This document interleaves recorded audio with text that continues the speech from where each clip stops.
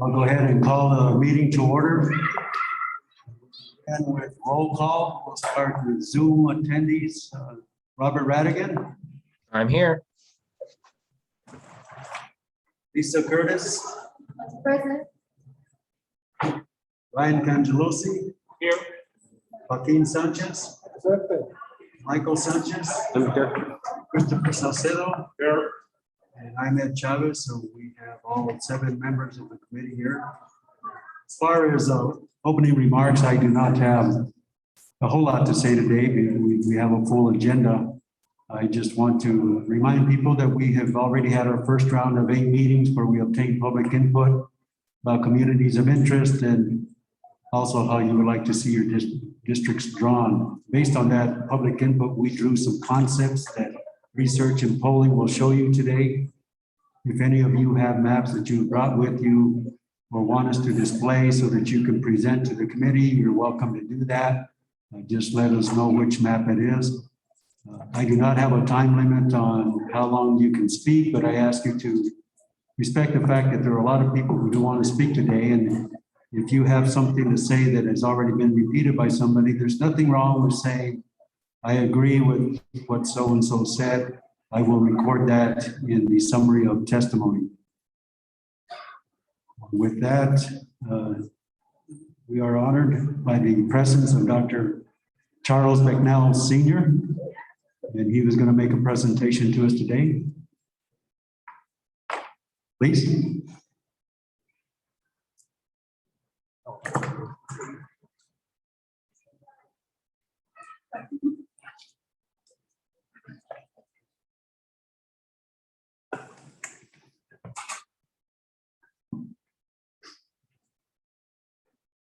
Well, I want to thank you all for having me here this afternoon. As you know, I am a Baptist preacher. They gave me 30 minutes. And you know, we'll adhere to that. It's going to be hard. I think the instructions I got was to talk about African Americans in New Mexico. And first of all, I'd like to say that we've always had a presence here in New Mexico. Even though our numbers may have been small, we have had a presence. Now, I grew up in Hobbs, New Mexico. And growing up in Hobbs, I grew up around politics, whether it was civil rights, desegregation, or politicians coming into the Hobbs community to get votes. When I look around the state, in Hobbs, there was 2 reasons why people, African Americans, came to Hobbs. The first reason was there was an air base in Hobbs, a military base years ago. And most of the men that African Americans who were at the base, some of them stayed in Hobbs. The other reason was Hobbs was a boom town. And you had individuals moving into Hobbs, and they got very wealthy in the oil business. And that wealth brought them to the point where they didn't want to clean their houses anymore. They didn't want to mow their lawns anymore. They didn't want to pick their vegetables or cotton.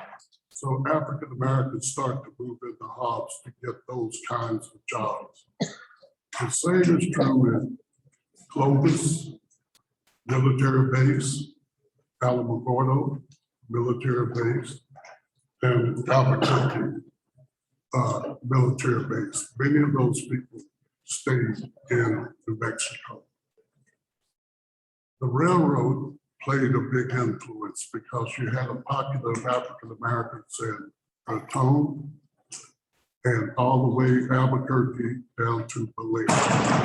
So we've always been here, but even before that, out at the Zuni Pueblo, they will tell you today that the first white man they saw was black. His name was Estebanito, and he led the Spanish expedition into New Mexico. Pueblo Revolt, an African-American black person, was very instrumental in participating in that Pueblo Revolt.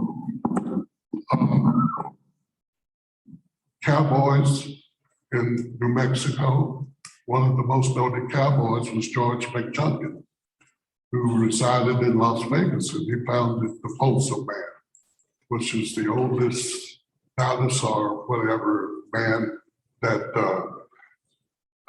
in the nation. One of the oldest chapters of the NAACP was founded right here in Albuquerque. I think it was the third chapter ever that ever existed was in New Mexico. And there was a man by the name of Abraham Lincoln Mitchell who was instrumental in getting that chapter of the NAACP started. One of the most noted figures we had in New Mexico was Ralph Bunche, who went on to be the, I forget what he was, big shot in government, but Ralph Bunche was UNN secretary, I believe it was. There was a group of African Americans who came from Georgia. They walked all the way from Georgia to Roswell, New Mexico. And they brought a contingent with them, and they founded a town called Blackdom. And the remains of Blackdom are still outside of Roswell. That community, it was thriving for a while, but they ran out of water. And they moved the town to Vido, New Mexico, which is right outside of Las Cruces. And Vido is still in existence today. When I was growing up, Lee County, Chaves County, Curry County, Eddy County, they were all segregated. I went to a segregated school. And one of the I guess, when I went to that segregated school, I tell people the first 6 grades of my school years, I had all black teachers. When they integrated the schools and I went to junior high school, from junior high school to college, all the way to my PhD, I never saw another black teacher. They were all white. Segregation existed, and I'm going to use Hobbs as an example, Lee County. They would pick up children in Tatum, New Mexico, which is 45, 50 miles from Hobbs. 5 students would be put on the school bus. They would stop in Lovington, and they would drop those kids off at the Hobbs segregated school. So those kids had to get up 5 o'clock in the morning to get on the bus. But Tatum has come a long way because right now they got a black sheriff in Tatum who happens to be a female. So we've come a long way. An interesting story, I used to caddy at the Hobbs Country Club. And they wouldn't allow me to use the bathroom. If I had to use the restroom, I had to go down into a ditch and relieve myself. And that was as late as 1962, 63. And I did a training session for the Hobbs Police Department in 2006. And it was so successful, they called me back for more. But the last session, the mayor called me. He said, look, I want to take you to lunch. He took me to lunch at the Hobbs Country Club. And I said, I don't know if I want to do this, but since he didn't invite me, I went. And I said, you know, there was a time I couldn't even enter these doors. But at that meeting, at that luncheon, they presented me with the key to the city. You know, we've come a long way. Hobbs has had a black chief of police, a black mayor who was elected twice, school board member, county commissioner, city council. Hobbs has come a long way. But segregation existed in Roswell. And I don't know if you all know this, but in Roswell, they had a semi-pro team in Roswell. And Willie Stargell, who played for the Pittsburgh Pirates, played for that team in Roswell. Eddie County was segregated, Doñana County, Alamogordo. Those were all segregated schools. When they integrated the schools, we had a tough time because when we got off the bus at the school when I was in junior high school, when we got off the bus, the white kids taunted us, threatened us, but we held our own and we worked through it. In New Mexico, they say the Black population is 3 to 5% of the population. And I think this is important for us to understand. Even though we're a small number, and we've been treated that way because the small number means that we've been overlooked in the past. And we've been taken for granted by the political parties in New Mexico. But I tell you, our greatest asset as African Americans in New Mexico is our influence. Now, I'm going to talk more about that in just a moment. But in terms of political achievements, I remember growing up, my dad was very involved in politics. Politicians would come by his house, come by our house, put up their signs. They'd have a barbecue, they'd bring red sodas, we call it soda pop, and they'd bring beer and watermelon and make a little spiel. And we'd never see them again until 4 years later. They took us for granted. We had signs all over our yard and in other yards in Hobbs. But something miraculous happened. We said, okay, we're not selling our votes anymore for barbecue. We're not selling our votes anymore for the red soda pop and the watermelon. And you come in and we don't see you again. We began to hold these politicians accountable. And what we wanted from them was, we wanted jobs in our community. This is about economic development in our community. We want jobs, we wanted access to programs, and we found that when we asked for something, white people never gave us what we asked for, what we needed. They gave us what they wanted us to have. And it was always not enough. We've had 3 Black mayors that I know of in New Mexico, one in Hobbs, one in Las Cruces, and one in Corrales. And I could name those for you if you'd like. But in Hobbs, we had a Black chief of police named Jimmy Palmer. And let me just tell you a little story about Jimmy Palmer. When I was in high school, Jimmy was a patrol officer.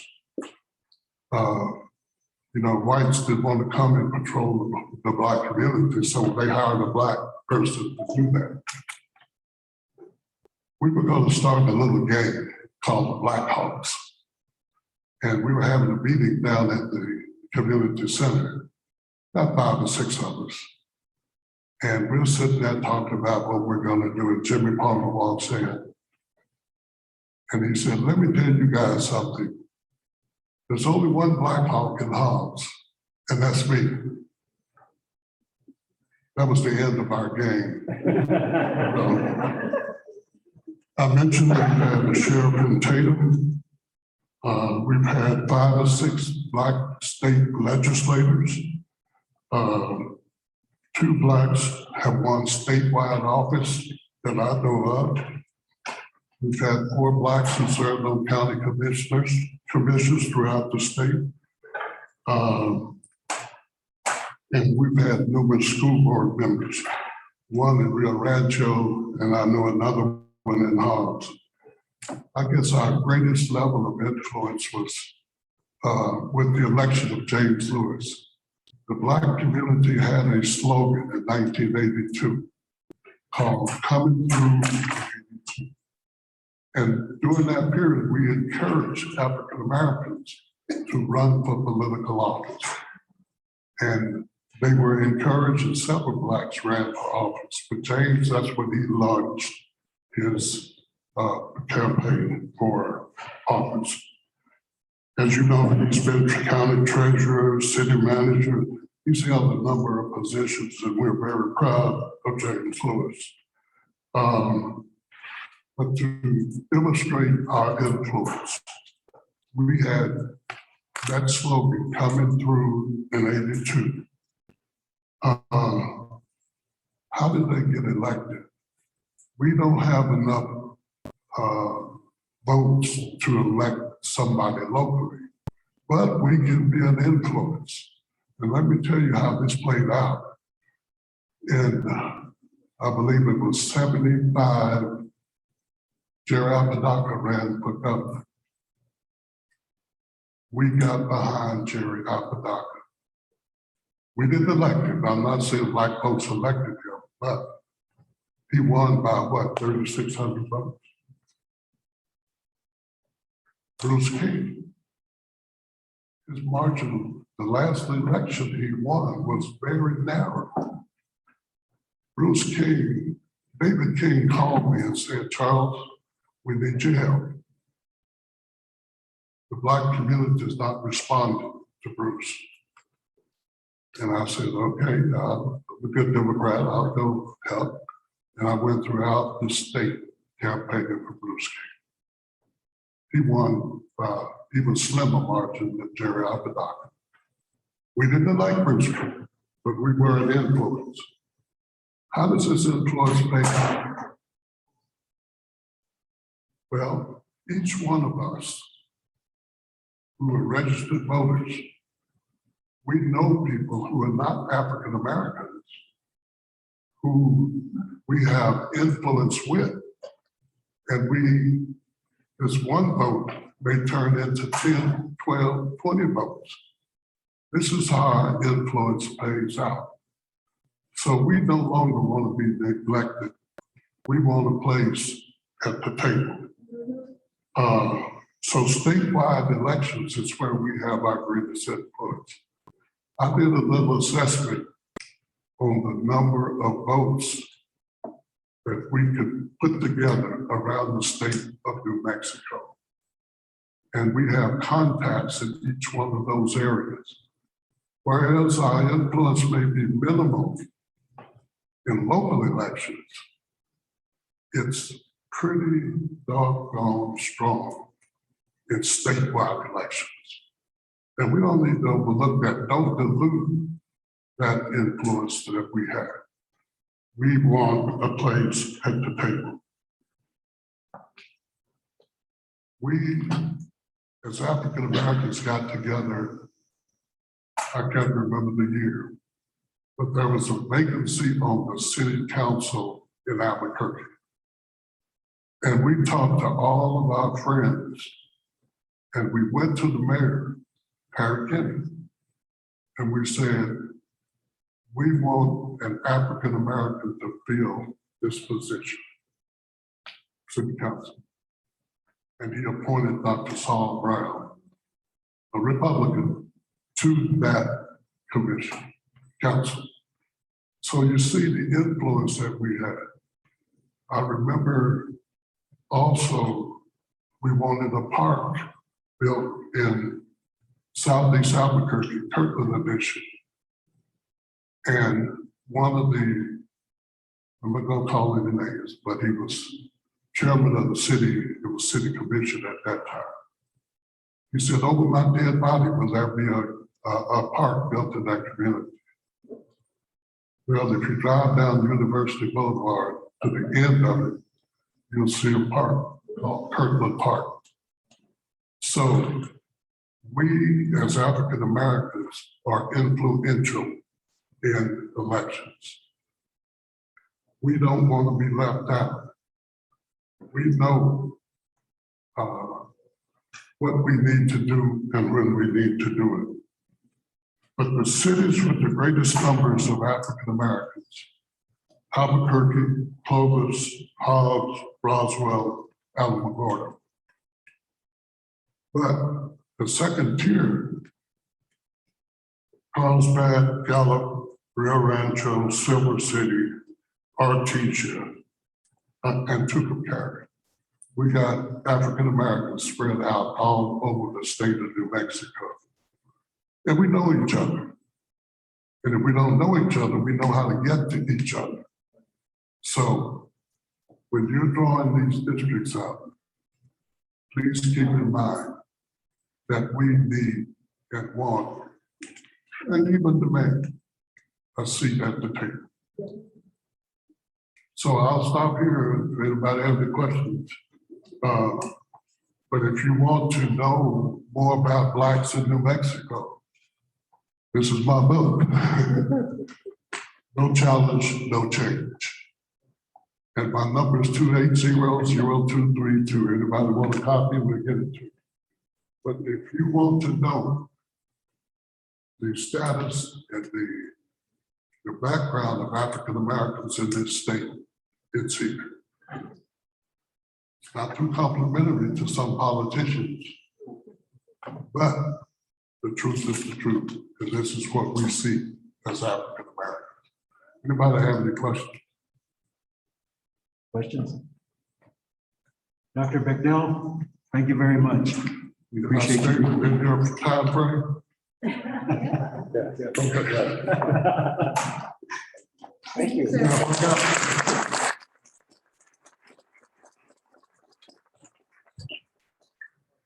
Time, I'll preach a 5-minute sermon. For it. Oh, can I put it? Oh, thank you. Okay, the next item on the agenda, we will go through congressional district maps. Then we will receive public comment, both in person and on Zoom. And then we will move to Senate. The reason I'm going to do that is selfish reasons. It helps me organize the summaries that I prepare for the website. So with that, Brian, are you ready?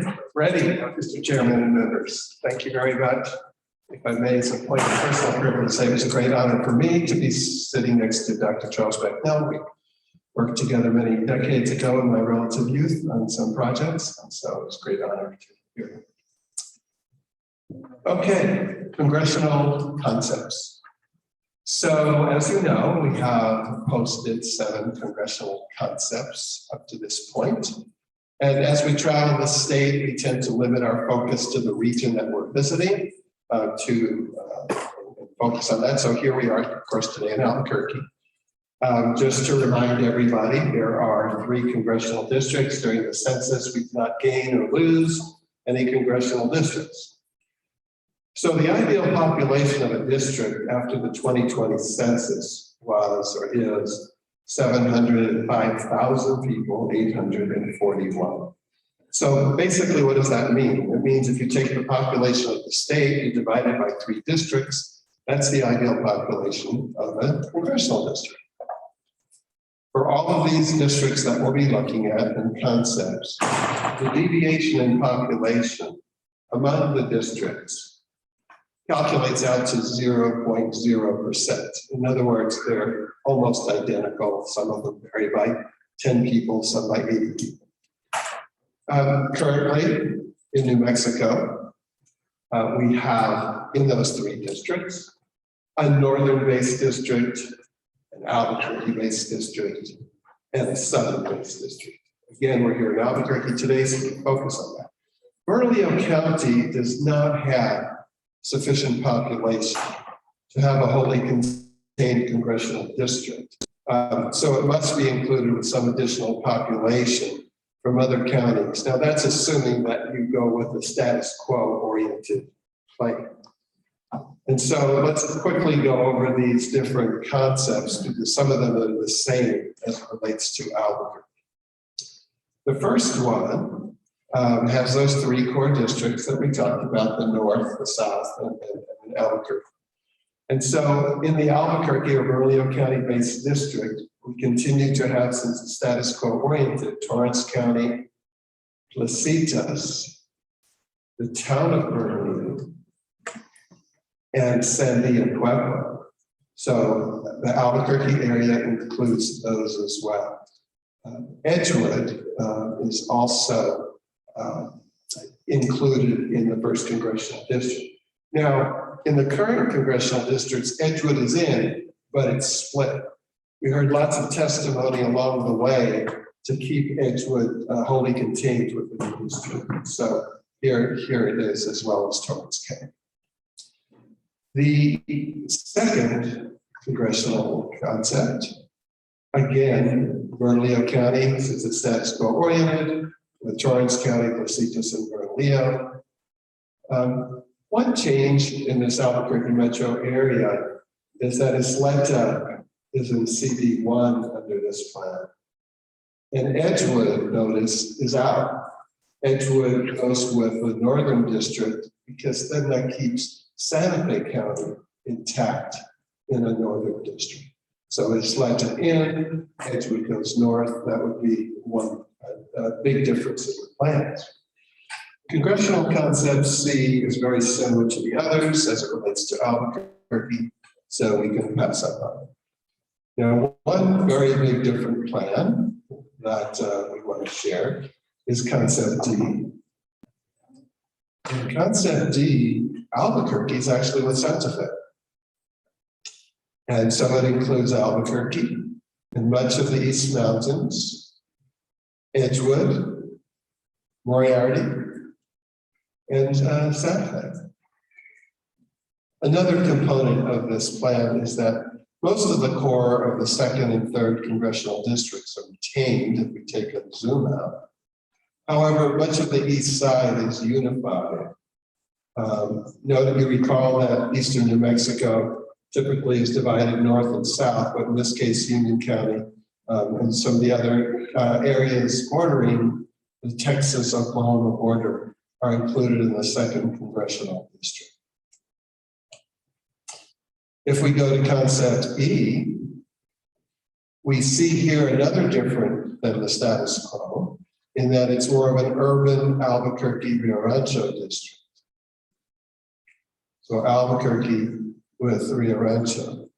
Basically, the second congressional district has retained its core in southern New Mexico.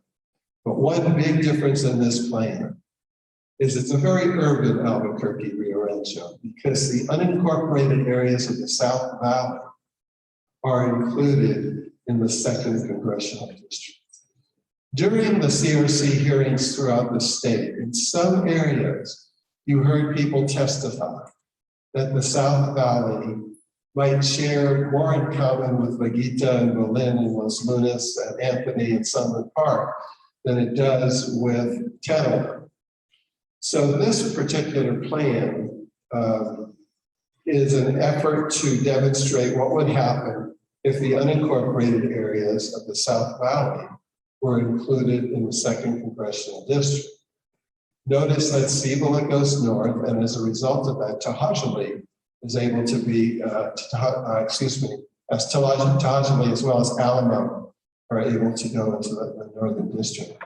One side effect, though, of this plan is that Lincoln County needs to go into the northern district to accommodate for the fact that the South Valley and its population made the second congressional district too large.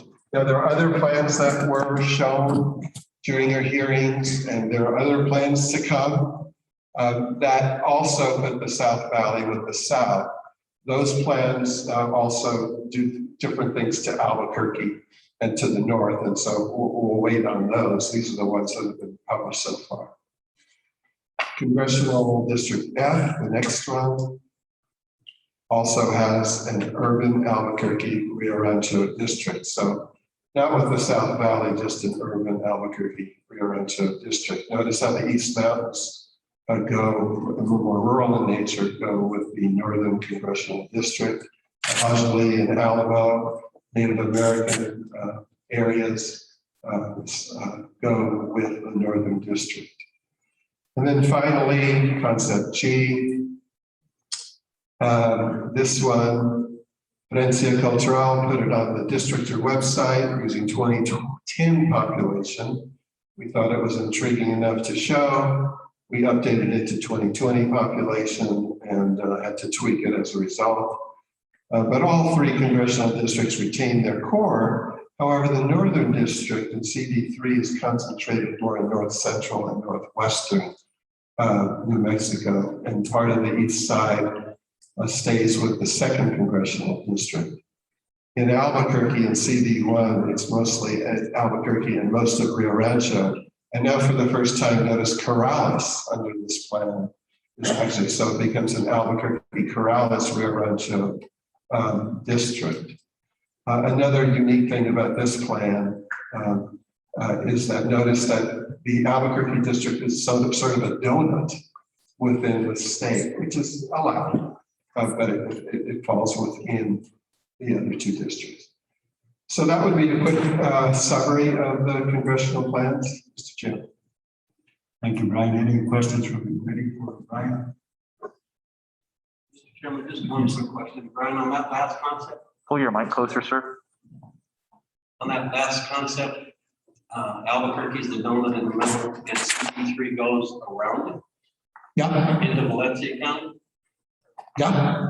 So under this plan, CD1 is a donut within CD3, and Valencia County is in the Northern District, as well as Isleta, Ojai, Alamo.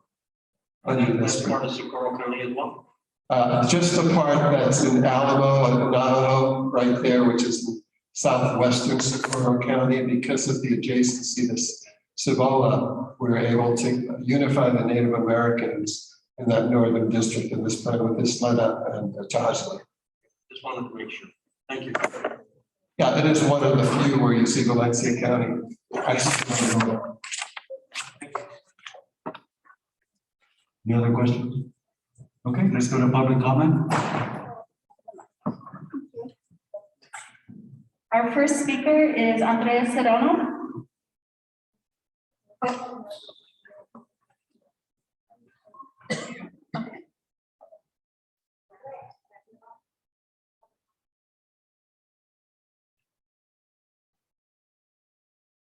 While we're, thanks, Andrea, sorry.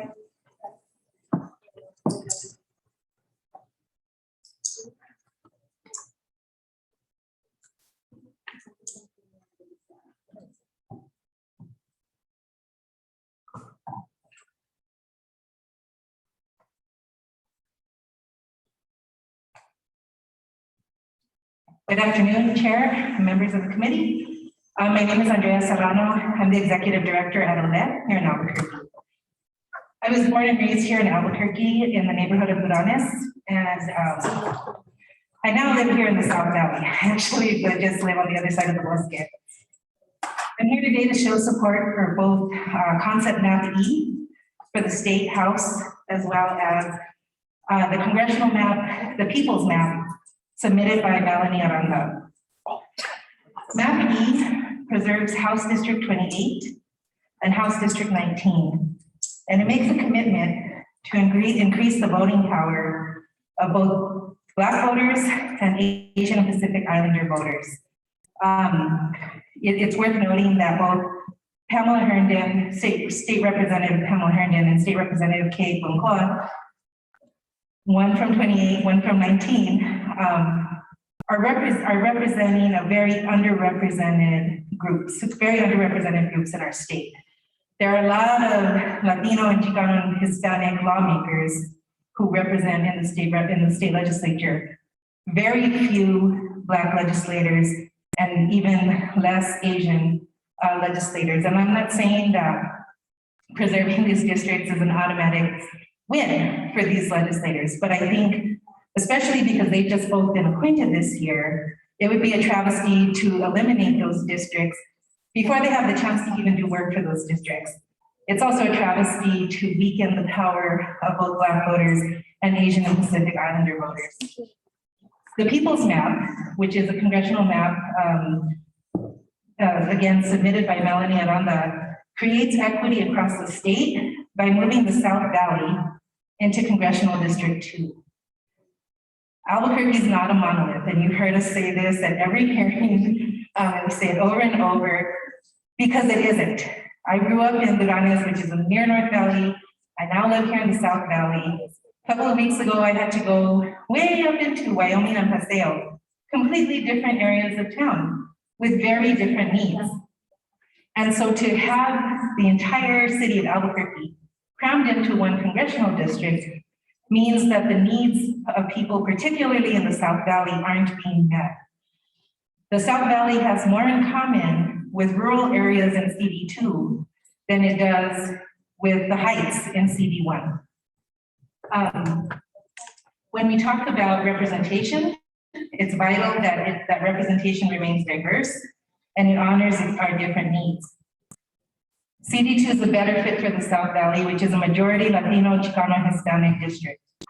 Moving the South Valley into CD2 will increase the voting age population of Latino voters, creating more equity and visibility. As a state, New Mexico has the opportunity to be exceptional when it comes to redistricting. We're seeing travesties happen all across the country and the disenfranchisement of voters of color all across the country. And New Mexico has this opportunity to actually increase in 3 congressional districts the power and the representation of people of color. And that's why I'm here today supporting the People's Map and House Map. Thank you very much. Any questions from the committee? Brian, can you zoom in? How many ways is Albuquerque split? I can't see that. Okay, what was the Were there question? questions for Andrea? Oh, for him.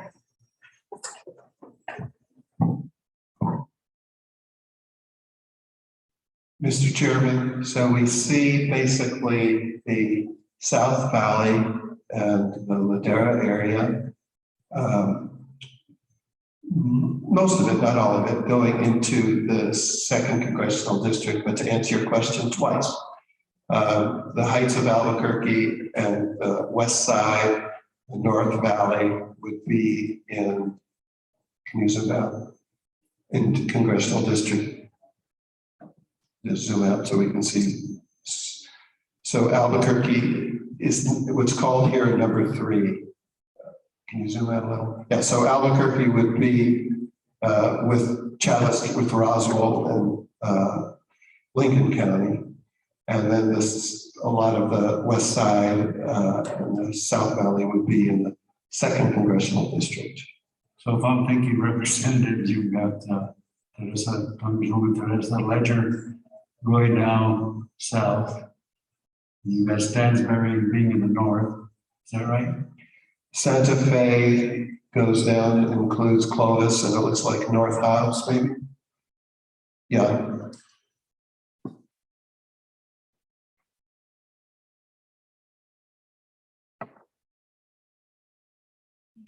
Thank you, Brian. Mr. Chair, this is on or not. Yes. I guess, Mr. Sandrock, a question. So, as you've said in the past, Brian, that the first one that you changes the number. I'm just trying to figure out on this map. So is 3 1, 1's 3, and 2 still 2? Well, there are enough changes in this map that you could probably put different numbers on it.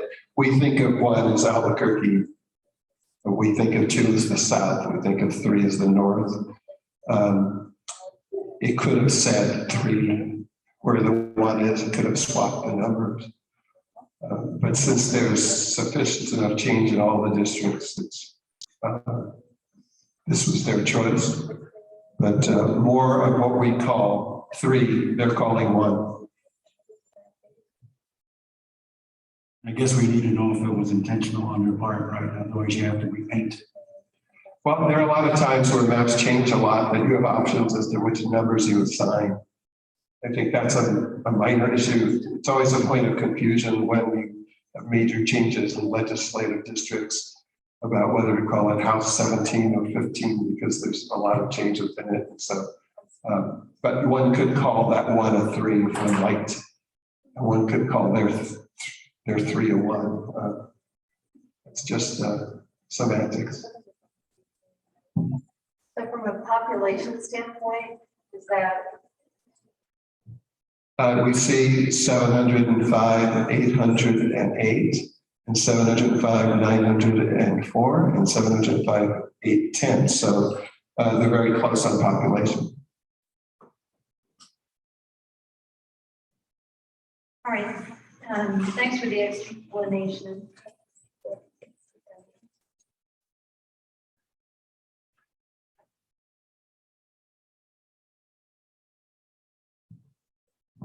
Next, we have Maria Navarrete.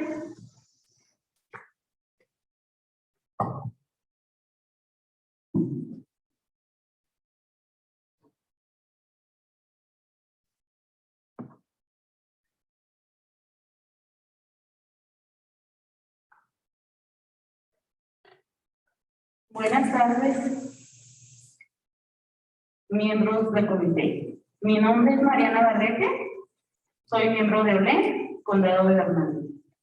Yo estoy aquí, apoyo también el mapa E y el mapa de la gente. Yo quiero ser parte de la minoría mayoría.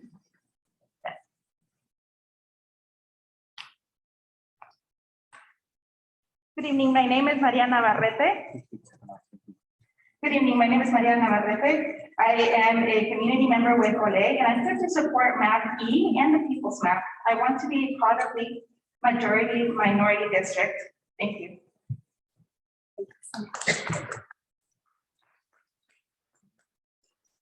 Next, we have Ms. Josefina Gallardo.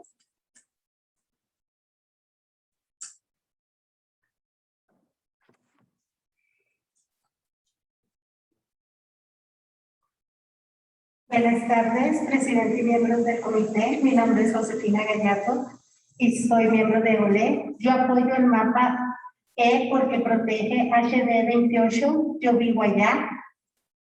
Y el mapa de la gente. Para mí es importante que me cuenten sin preguntar mi estatus migratorio. Los presupuestos deben de ser bien representados justamente para las comunidades de gente trabajadora si queremos ser parte del gran cambio. Gracias. My name is Josie Gallardo. Mr. President, members of the committee, I'm a member of OLE, and I'm here to support map E because it upholds HB 28, and I live there. I also am here to support the People's Map. I want to be counted with all my immigration status being asked for.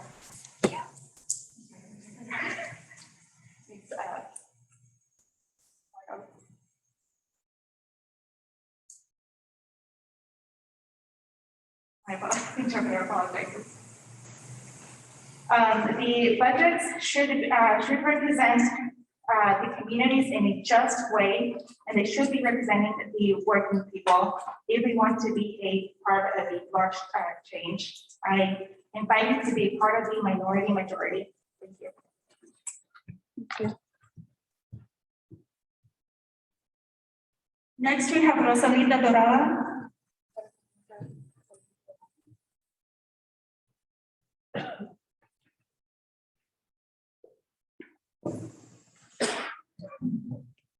Hello, my name is Rosalinda Dorado. I am an organizer with el Centro de Igualdad y Derechos. I am here in favor of the concept of House Map E and People's Map for Congressional Map. As a leading organizer for el Centro de Igualdad y Derechos for the 2020 census campaign, the Centro worked hard with allies and community leaders to get out the count and organize our members to take lead in becoming experts on the subject, to be able to educate and inform our communities about the importance of getting counted for the 2020 census. We knocked and called thousands of Albuquerque residents for the unincorporated area in the South Valley to ensure the federal dollars flow to all our communities and that we have a fair redistricting process, despite all of the barriers that were happening. But now we are here fighting to ensure that our communities are not erased from the maps. We are here to create a change for our communities. For the first time ever, we can have majority minority congressional districts with over 55% minority Hispanics of voting age. We need to stop failing and making excuses for minority communities, don't have equal opportunities, and start actually taking action, even if it seems drastic, to ensure that our people, our government, who has marginalized for decades, can have equal opportunities to thrive. Thank you.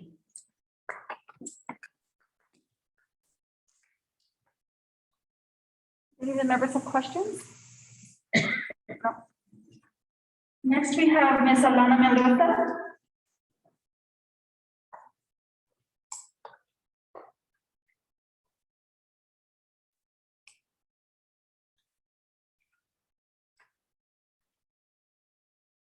Hi, buenas tardes. Mi nombre es Alma Mendoza y soy miembro del Centro de Igualdad y Derechos. Estoy aquí en favor del concepto de People Map, el mapa de la gente en el distrito congresional y el mapa E de la casa. Mi familia y yo hemos vivido por décadas en el Valle del Sur. El Valle del Sur ha sido excluido de muchos recursos y oportunidades. No contamos con banquetas, parques, alumbrado público, hospitales y las calles están en muy mal estado. Y hemos visto cómo el gobierno ha ignorado al Valle del Sur. Nos hicimos contar en el censo y vamos a luchar por ser contados en estos mapas. Es hora de fortalecer los distritos de las minorías en todo el estado y tener por primera vez un distrito congresional de mayoría en las minorías con más del 55% de hispanos en edad de votar. Gracias. Hi, my name is Alma Mendoza, and I'm a member of el Centro de Igualdad y Derechos. I'm here in favor of the People's Maps concept for the congressional district and Map E for the House of Representatives. My family and I have lived in the South Valley during many decades. The South Valley has been excluded from receiving resources and opportunities. We don't have sidewalks, parks, public lighting, hospitals, and the roads are in bad conditions. We have seen how the government has ignored the South Valley. We made ourselves be counted in the census, and we are going to fight to be counted in these maps. It is time to strengthen our minority districts in the entire state and to, for the first time, have a majority congressional district that is composed of at least 55% of minorities, including more than 55% of Hispanics above voting age. Thank you. Next, we have Norma Mendoza. Norma Mendoza.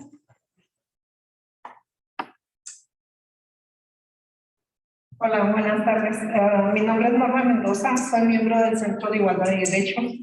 Estoy aquí en favor del concepto el mapa de la gente para el distrito congresional y el mapa E de la casa. Mi familia y yo hemos vivido en el Valle del Sur por décadas con mis hijos. Hemos visto cómo el gobierno nos ha ignorado, aquí en el Valle del Sur. Los recursos nunca llegan a nuestras comunidades. Por esta razón, yo y mi familia tomamos el papel importante para organizar a nuestra comunidad en el censo 2020, para asegurar que nuestras comunidades de minorías fueran contadas, y ahora estamos aquí para asegurarnos que no seamos borrados del mapa. Es hora de fortalecer los distritos de las minorías en todo el estado y tener por primera vez un distrito congresional de mayoría en las minorías, con más del 55% de hispanos en edad para votar. Gracias. Gracias. Hi, my name is Sandra Mendoza. I'm a member of Centro de Igualdad y Derechos. I'm here in favor of the People's Maps concept for the congressional district and for Map E for the House of Representatives. My family and I have lived in the South Valley for many decades with my children. We have seen how the government has ignored the South Valley. The resources never reach our communities. For this reason, my family and I have taken the important role of organizing our community in the Census 2020 to ensure that our communities, our minority communities, are counted. And today we are here to ensure that we are not erased from the map. It is time to strengthen the minority districts in the entire state and to have a congressional district for the first time, a majority congressional district that is composed of minorities with more than 55% of Hispanic voters with within voting range.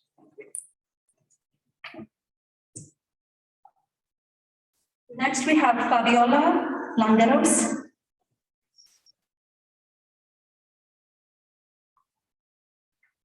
Good evening, buenas tardes. My name is Fabiola Landeros. I'm an organizer with the Centro de Igualdad y Derechos. I'm here in favor of concept of House Map E and People's Map for Congressional Map.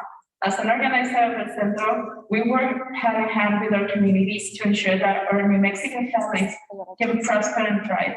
But we can do it if our communities keep getting ignored and erased from the maps.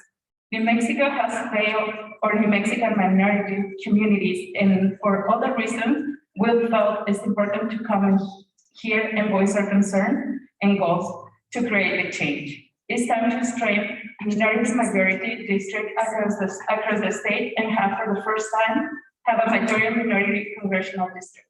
Thank you.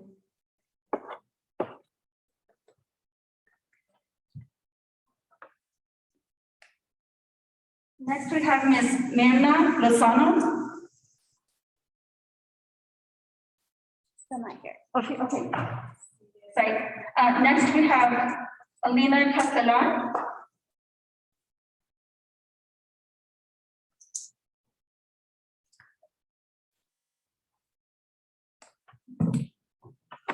Hi, everyone. My name is Eileen. I had come to you before to express how I want to support a congressional map that kind of represents the South Valley where I live.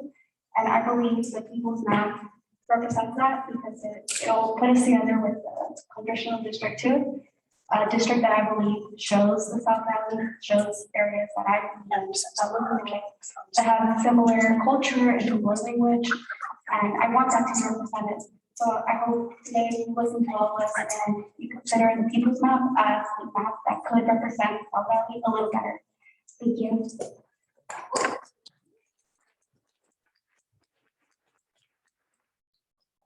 Next, we have Michaela Gallegos.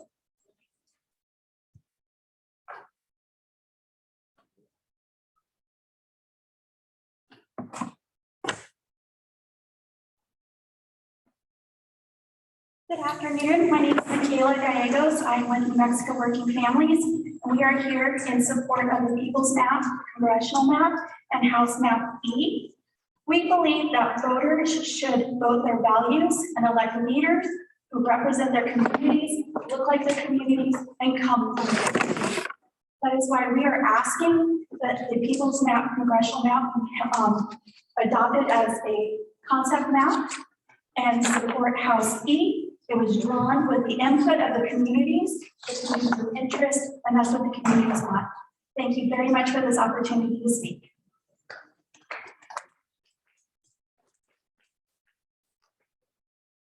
Next, we have Fernanda Banda.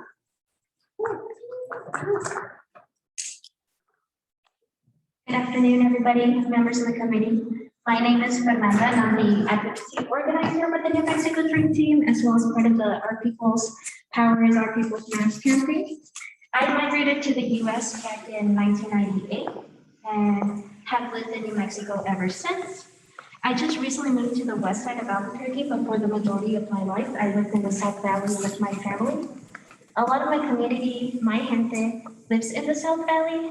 I have family members there who plan on contributing to the South Valley for the rest of their days, as it is their home. The South Valley has been classified as the 10th largest town in New Mexico. I just want to uplift a lot of what others have said. I too support the CCP People's Map and Mapa de la Gente congressional map to be adopted as the CRC concept map. It's time for my people to have a Hispanic majority district and to exercise our power. El Mapa de la Gente is the right direction to move forward with redistricting. Thank you.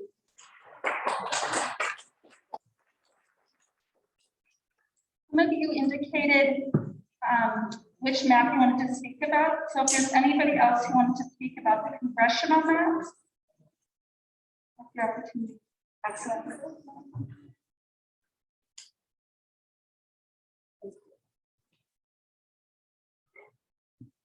My name is Jesse Lopez. I've been a lifelong member of the South Valley, right off Winkle. I don't want to, I'm not speaking for map E.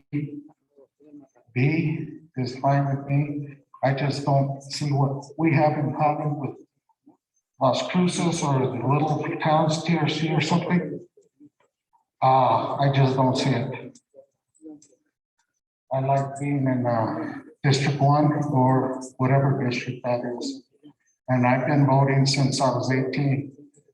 And I just got to tell these people they need to go out and vote every election and local ones too. Thank you. My name is Jesse Lopez. Next, we have Ms. Alicia Baldonado.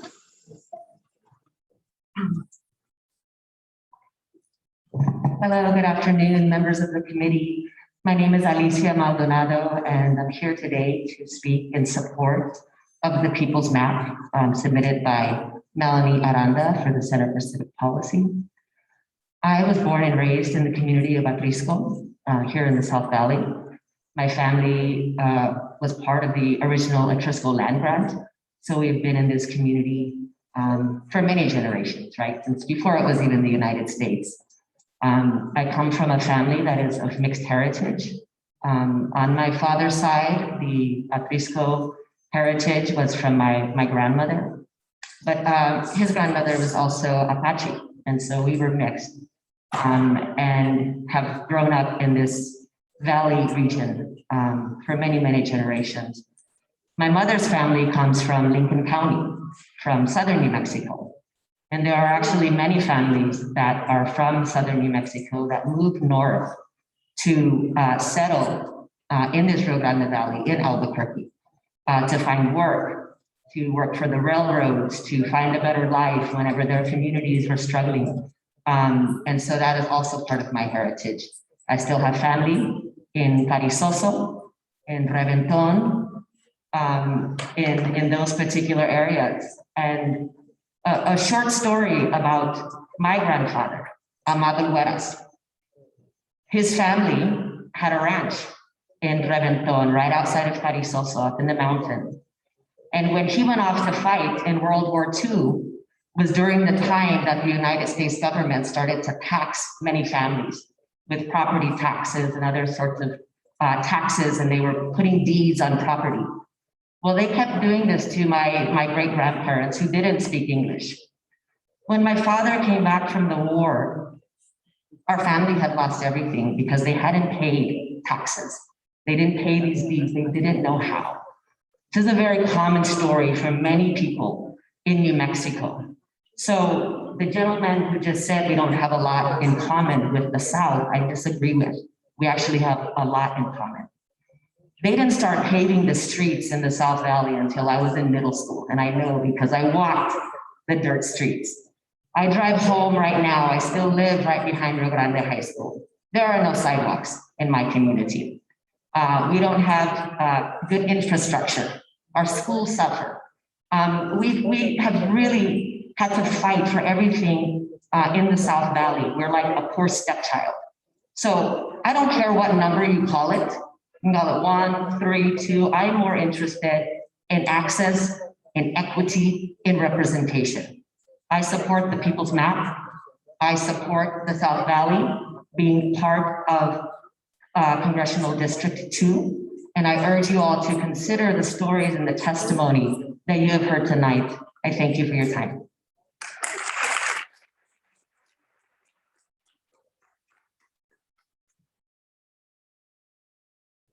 Next speaker is Melanie Aranda, and I'm going to ask folks if you're comfortable to take off your mask. It'll just make it easier for the committee to hear. If you're not comfortable, we respect that too.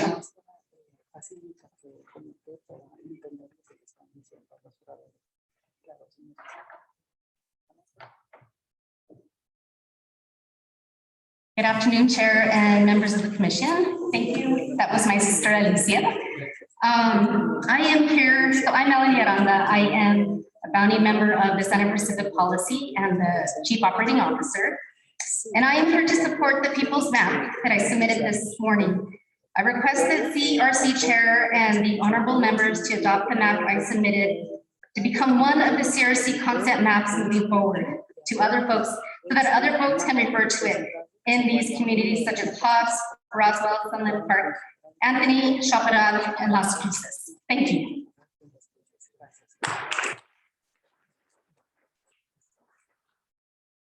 Next, we have Itziana Banda.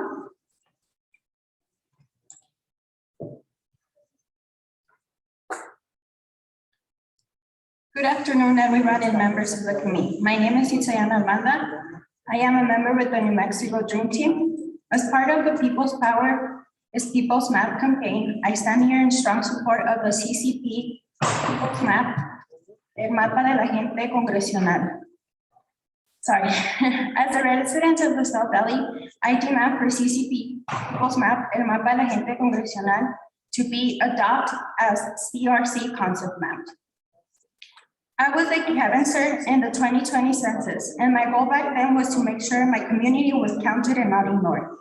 And now I'm here to make sure my community is still counted in the maps and not ignored. It's time to strengthen minority districts across the state, and for the first time have a minority congressional district with over 55% minority Hispanics that have the age to vote. Thank you.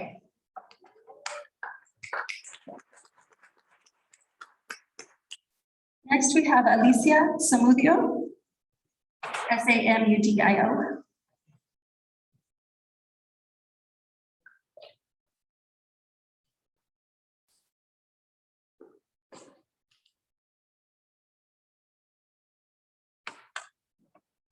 Good afternoon, everyone, members of the committee.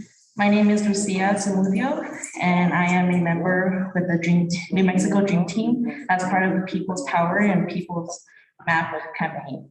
I stand here in strong support of the CCP People's Map, el mapa de la gente congressional map. And as a resident of the South Valley, I demand for CCP People's Map, el mapa de la gente congressional map, to be adopted as CRC concept map. Thank you.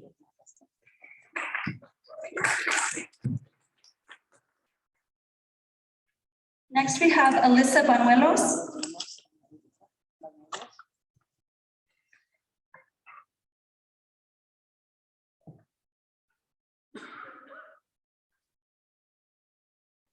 Hi. Hello. Can everybody hear me? Sorry. Hi, everyone. My name is Alyssa Banuelos, and I'm an organizer with the New Mexico Dream Team. So I'm here for the People's Map campaign. And I just want to say that I stand with the CCP, el mapa de la gente congressional map. And I guess pretty much all it is I'm ready for the South Valley to be seen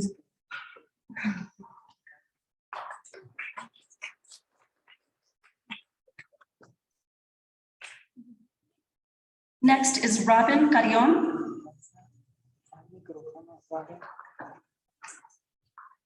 Hello, everyone. And hello, members of the board. My name is Robin Carrion. My family migrated here from Mexico in the 90s, and most of my family lives in the South Valley, as well as I do. And I also have family members that live in Berlin and Western. I'm here because I wholeheartedly support the CCP, sorry, El Mapa de la Gente congressional map to be adopted as the CRC concept map. I believe that the South Valley shares a lot more in common with cities like Berlin and Las Vegas than it does with Albuquerque. And I believe this map will support the citizens of the South Valley. Thank you.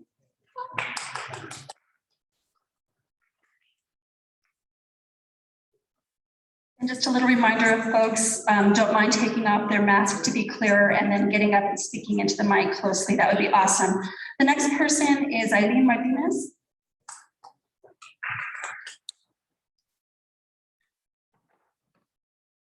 Hello, everyone. Hi, my name is Eileen Martinez. I am a student at Highlands to become a social worker, and I live in the South Valley, and I'm just here in support with the CCP People's Map, El Mapa de la Gente, and the congressional maps, and just that the CD, the South Valley gets represented, and then it's time that the majority Hispanic people get represented, right? We're seeing that the majority is Hispanic and that we're growing and change is happening, and we're all here using our voices. We're all playing a part in this, so we ask that we get heard and we get represented, and that we play the role in being represented. And so, thank you so much.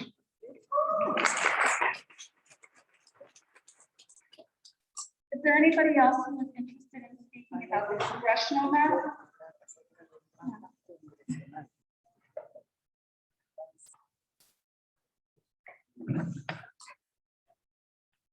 Hi, my name is Shirley Alibat.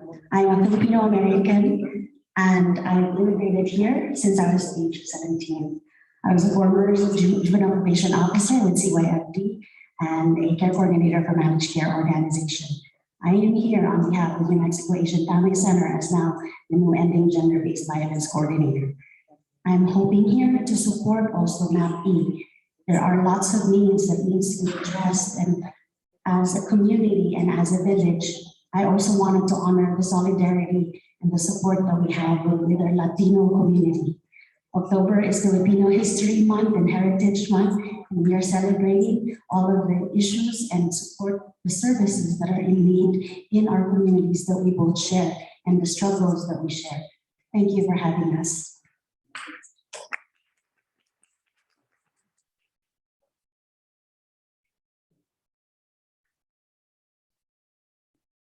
Next, we have Anna Bhandari.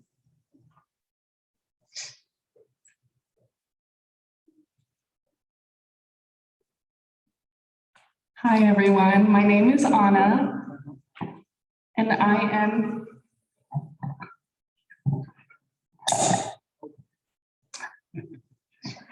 a Nepali American here in New Mexico, and I'm also with the New Mexico Asian Family Center. I am the youth coordinator there, and I'm here to support the People's Map and the map concept E. I think it's really important that we uplift our communities and we don't want our voices to be erased.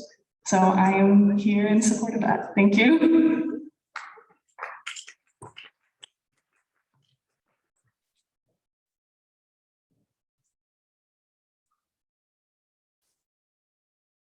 Next, we have Sunandita Santana.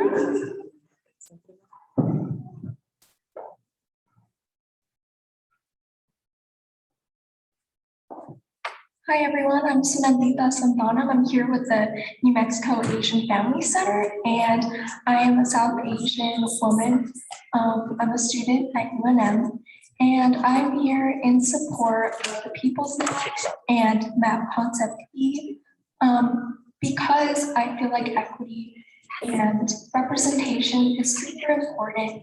And that's all I've ever wanted, even growing up. And so to see that we're making or trying to make such a big change here today is really inspirational, and I really hope you guys consider it. So thank you so much.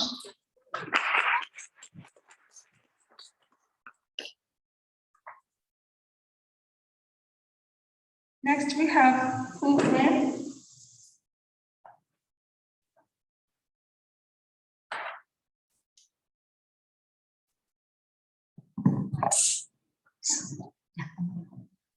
Hi, my name is Hương Nguyen again, and thank you for letting me to speak, Chair and members of the committee and everyone.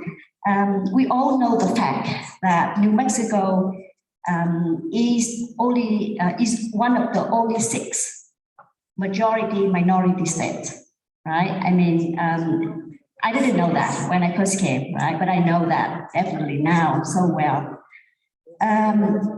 And with the unique and beautiful demographic and cultural character, we have the nation highest percentage of Hispanic and Latino Americans, and the second highest percentage of Native American after Alaska.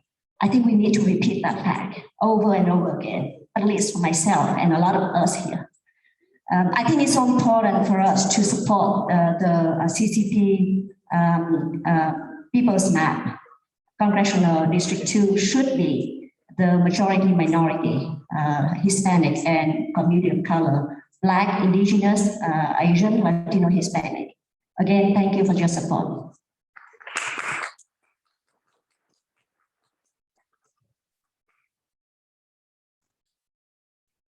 We have Zaira Loya.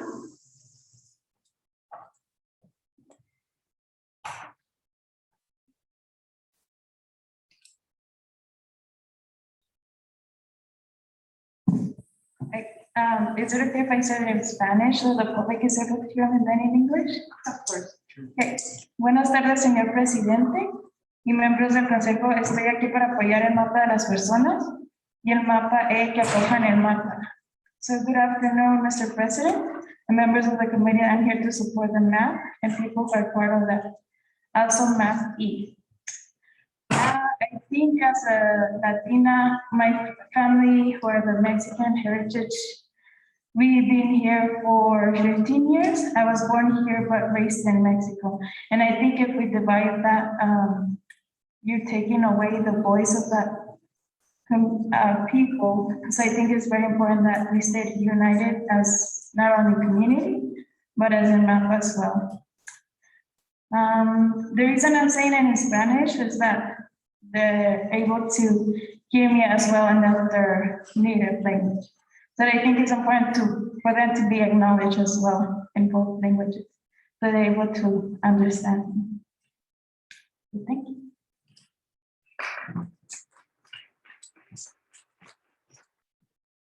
Next, we have Mr. Robert Aragon.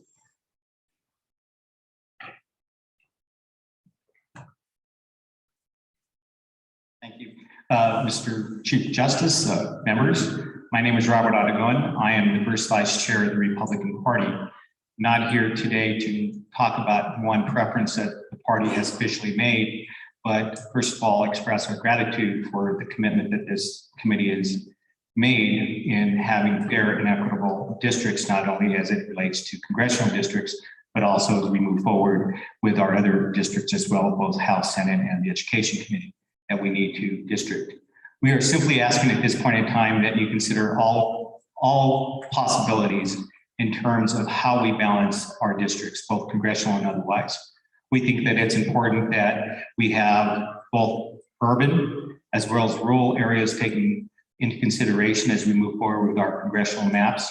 We're hopeful that we have what one might consider a urban type of district that might include the Rio Rancho Bernalillo area.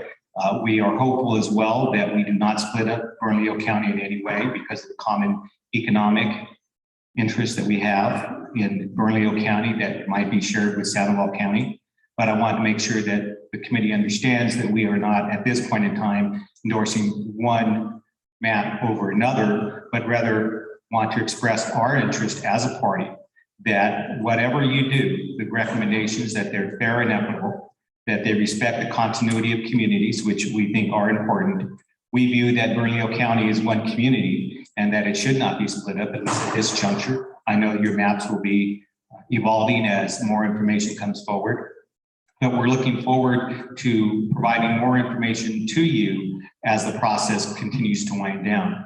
So as a party, we are encouraging this committee to move forward with its work, balance all the interests that may exist, making sure that the communities of interest continue to be in place, and that every entity, every individual, that their interests are respected when we draw these maps and finally hopefully approve these maps. So again, as first vice chair of the Republican Party, we're supportive of what you're doing. We just ask for equity, we ask for fairness, and we ask that you weigh all the considerations that are outlined in Reynolds versus Sims.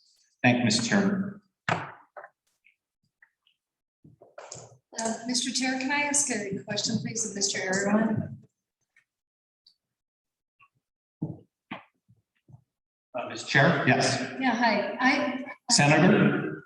That's very nice of you, but Lisa's fine. Thank you. I want to, so I've asked this question several times of people. So if you have maps that you plan to bring forward, can you tell us when you plan to have those so that we can analyze them?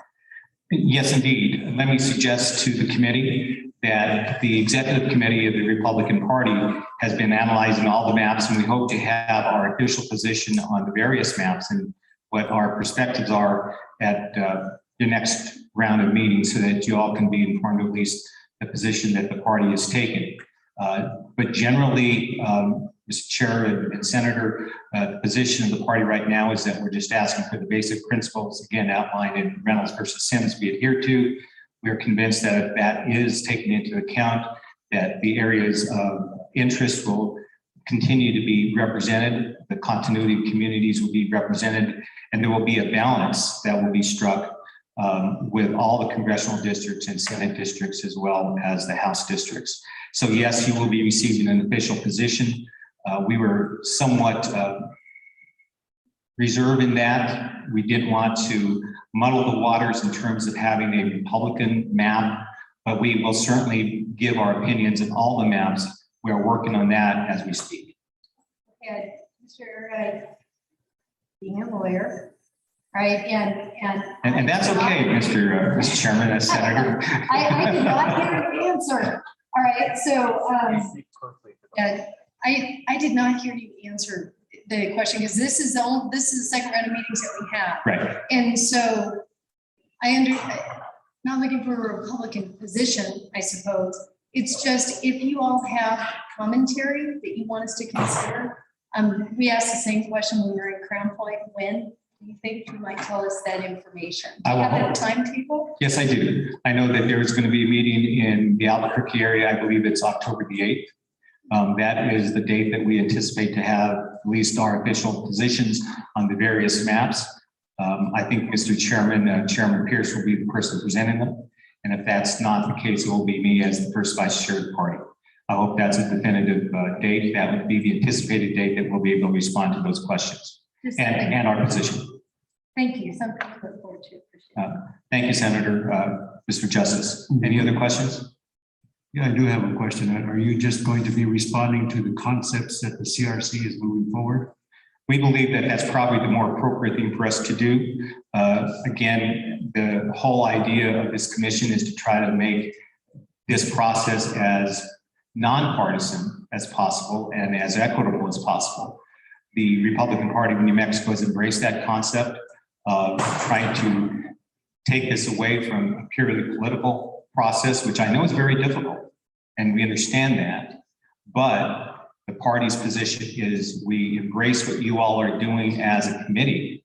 We think it's timely. We think it's time that we have citizens have their input as opposed to this being purely a political process. We understand the body politic will play its role. It will. We understand that. We're good with that. And our position has been, let this process play out a little bit and give our commentary as to the general direction of the various congressional districts as well as legislative districts as well.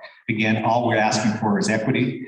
We embrace the principles outlined again in Randall Notion Sims. We think that's appropriate. And the 1929 Reapportionment Act that was passed almost 100 years ago, we like those concepts and we embrace those moving forward, Mr. Justice. Do you think your party would like to comment on people's map, the congressional district map that has been widely supported here today? It will be our position that we'll be prepared to respond and give our positions on all the various proposals on the October 8th meeting. I believe that's going to be here in Albuquerque as well. No, Farmington. Well, whenever October 8th is, that's our cutoff date, Mr. Chief Justice. Okay. Thank you, Mr. Aragon. Any other questions? Thank you. Thank you. Next, we have Felipe Rodriguez. Junior or senior? Junior. Great interpreting skill. Good afternoon, members of the committee. I will be brief today. I would like to state my support for CCP's, the People's Map. As an organizer with immigrant communities, I understand the importance of equitable representation, and we believe this map achieves that while keeping balanced the population of the 3 districts. Thank you.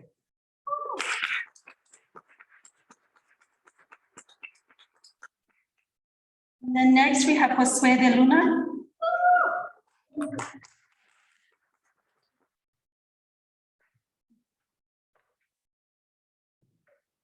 Good afternoon. My name is Josue de Luna Navarro.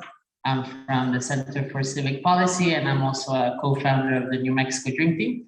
And I just wanted to express my support to the People's Map. Thank you.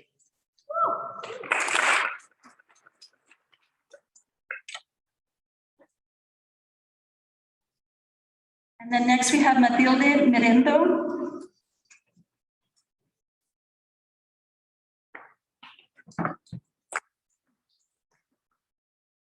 Buenas tardes, señor presidente y miembros del consejo.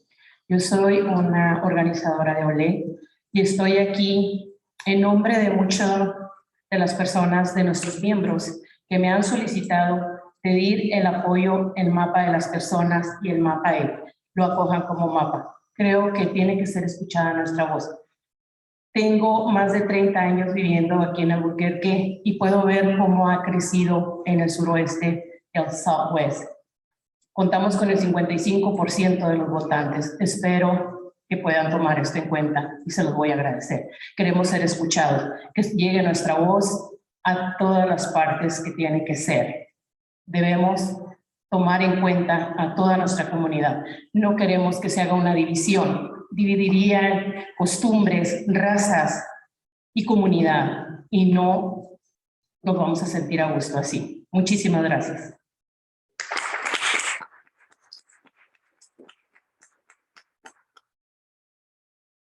Hi, my name is Matilde Miranda. I'm an organizer with the organization OLE. I am here in representation of many members who are supporting the People's Map. We want to make our voice heard. I have been living here in Albuquerque for more than 30 years, and I have seen the growth in the Southwest area. We Hispanics have 55% of the vote, so we want you to count us in. We want to be heard. We want you to take the entire community into account. We want there to be no divisions based on our race, culture, and community. Thank you.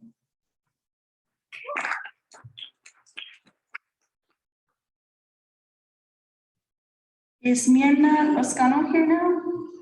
Mirna? No? Okay. Is there anybody else who wanted to speak about the congressional maps? Please introduce yourself. Yes, so we see who you're with. Beautiful turquoise shirt. Hey, good afternoon, everyone. I'm Felipe Vázquez with el Centro de Igualdad de Derechos. I'm the communications organizer. Hello, everyone. Good afternoon. My name is Felipe Vázquez with el Centro de Igualdad de Derechos. I'm the communications organizer for it. I'm here in the favor of the concept of House Map E and People Map of Congressional Map. The Central and immigrant communities have been organizing and engaging in New Mexico for decades so that all our communities can thrive.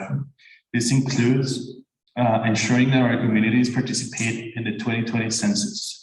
We created many videos and testimonials of our community leaders living in the South Valley who are facing lack of resources and opportunities.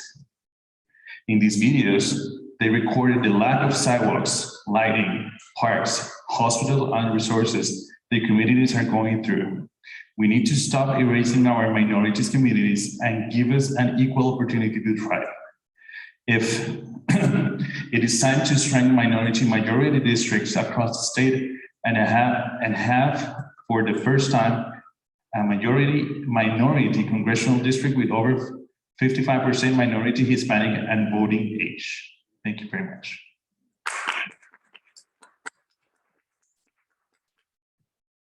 Next, we have a general comment from Patty Williams.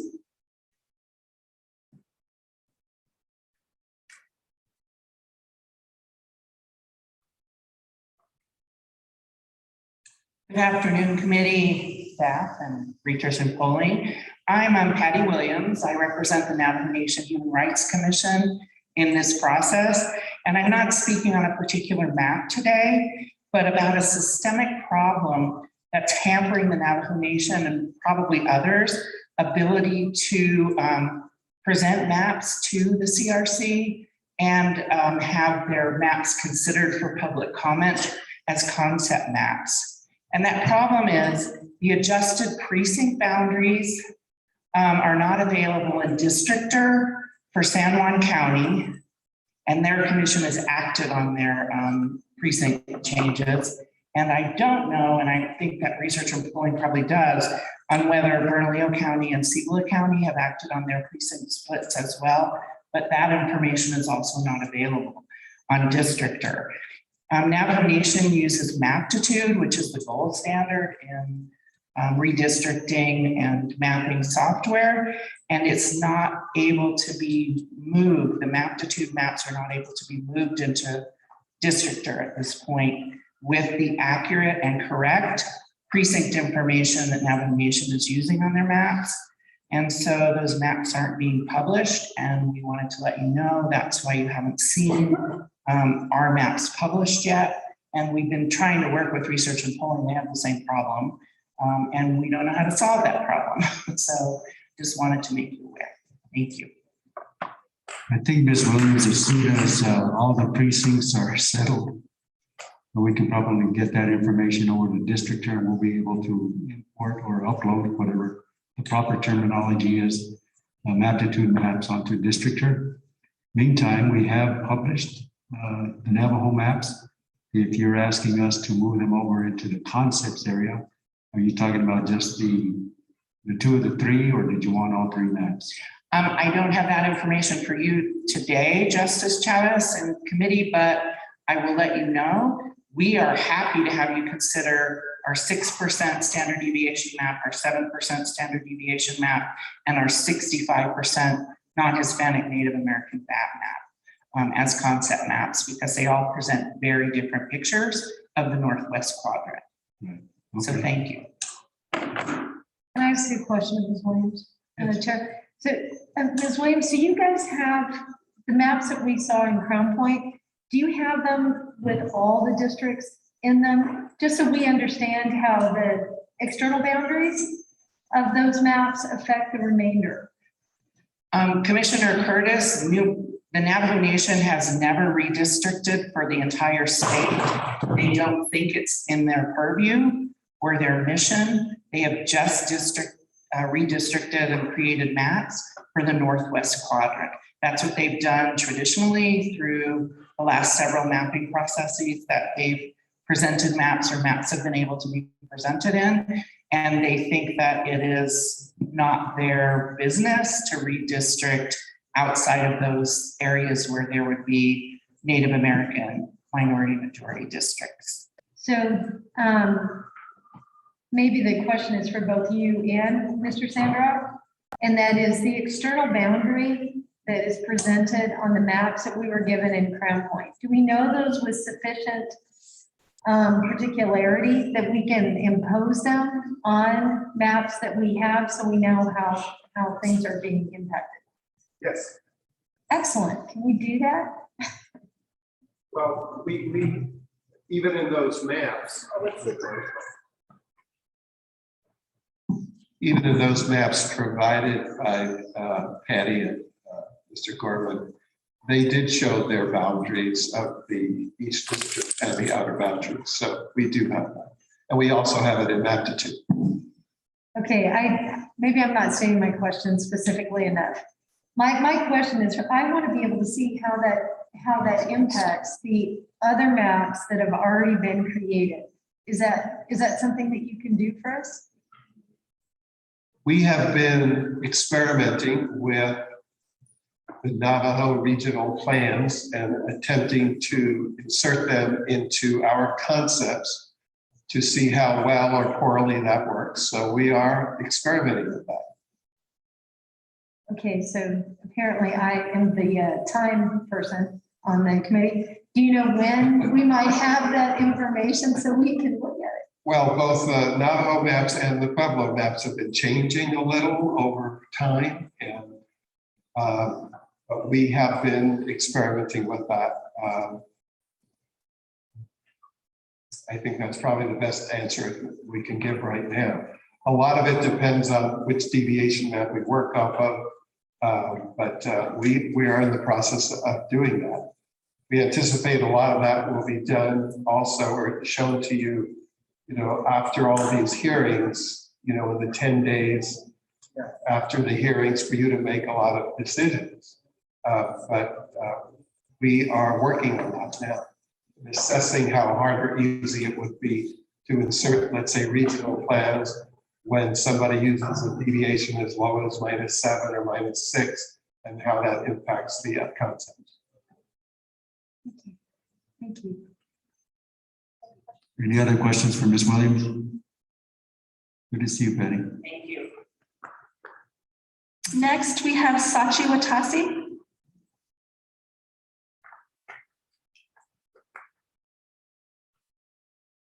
Hello, Chair and members of the committee. My name is Sachi Watase, and I'm the Executive Director of the New Mexico Asian Family Center. I'm in strong support of the congressional map proposed by the People's Map Campaign and NCCP.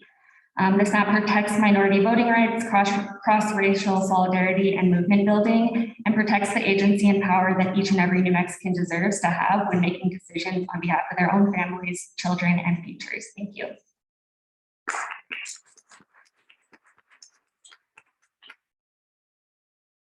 Next, we have Ms. Ellen Lopez, H-E-L-E-N.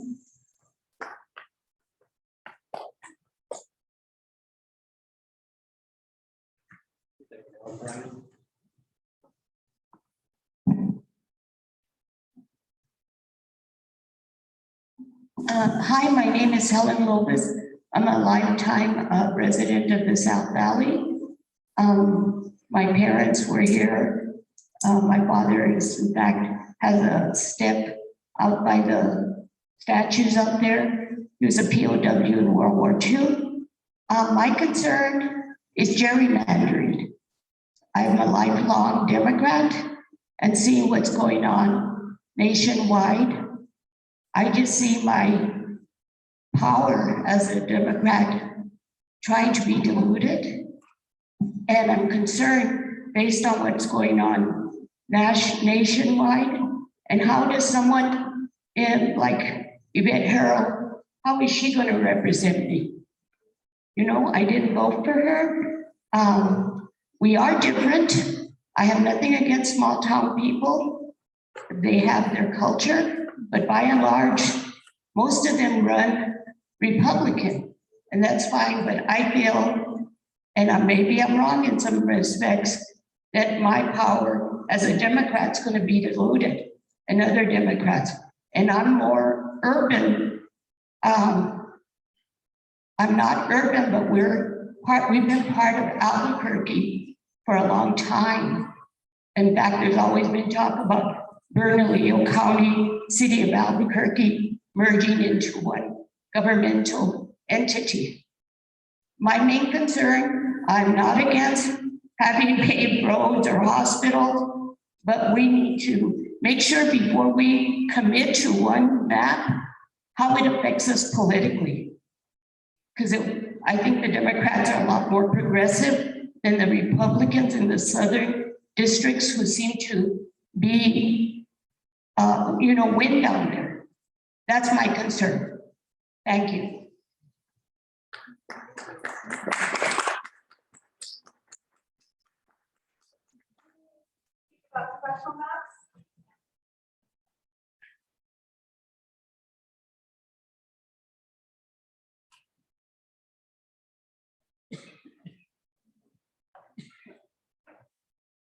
Hi, committee members. Good afternoon. Thank you for letting me here this afternoon. My name is Xin Wei. I moved to Albuquerque in 2015 and have been lived in this lovely city for 6 years. I'm here to support the map E, suggested by Center for of City Policy. And I also would like to support the idea to keep District 19 as a whole.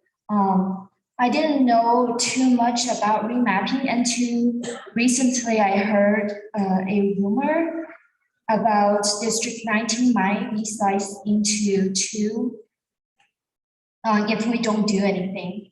So I started learning how redistricting works, and I realized this is a good chance for us to advocate a map might have some positive impact to all of us in the next 10 years. From 2015 to 2017, I have been lived in District 19 for school, and because it is closer to public transportation and closer to UNM. And also the rental property there were very affordable. The district also has a very rich history about immigrants, refugees, and their families. There are many Asian-owned business, restaurants, and religious locations in their area. So that for many people I knew, in the national district is a very symbolic area because people share many memories and connection there. Although pandemic changed many things, it didn't change people's basic needs. Me and many friends of mine still visit that area very often for grocery shopping and dining. I hope International District can be one piece. In this way, I hope our councilmen and councilwomen in the future can make better policy and make it a better place. This is not, there is not many places like International District in New Mexico. By keeping International District as a whole with its historical boundary, and it can help our community preserve our history and the linkage to Albuquerque and keep us united. Thank you.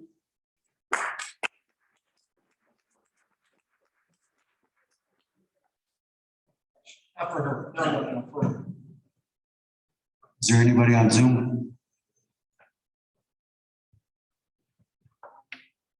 No, we have some hand raised right now. Okay, Member Congelosi.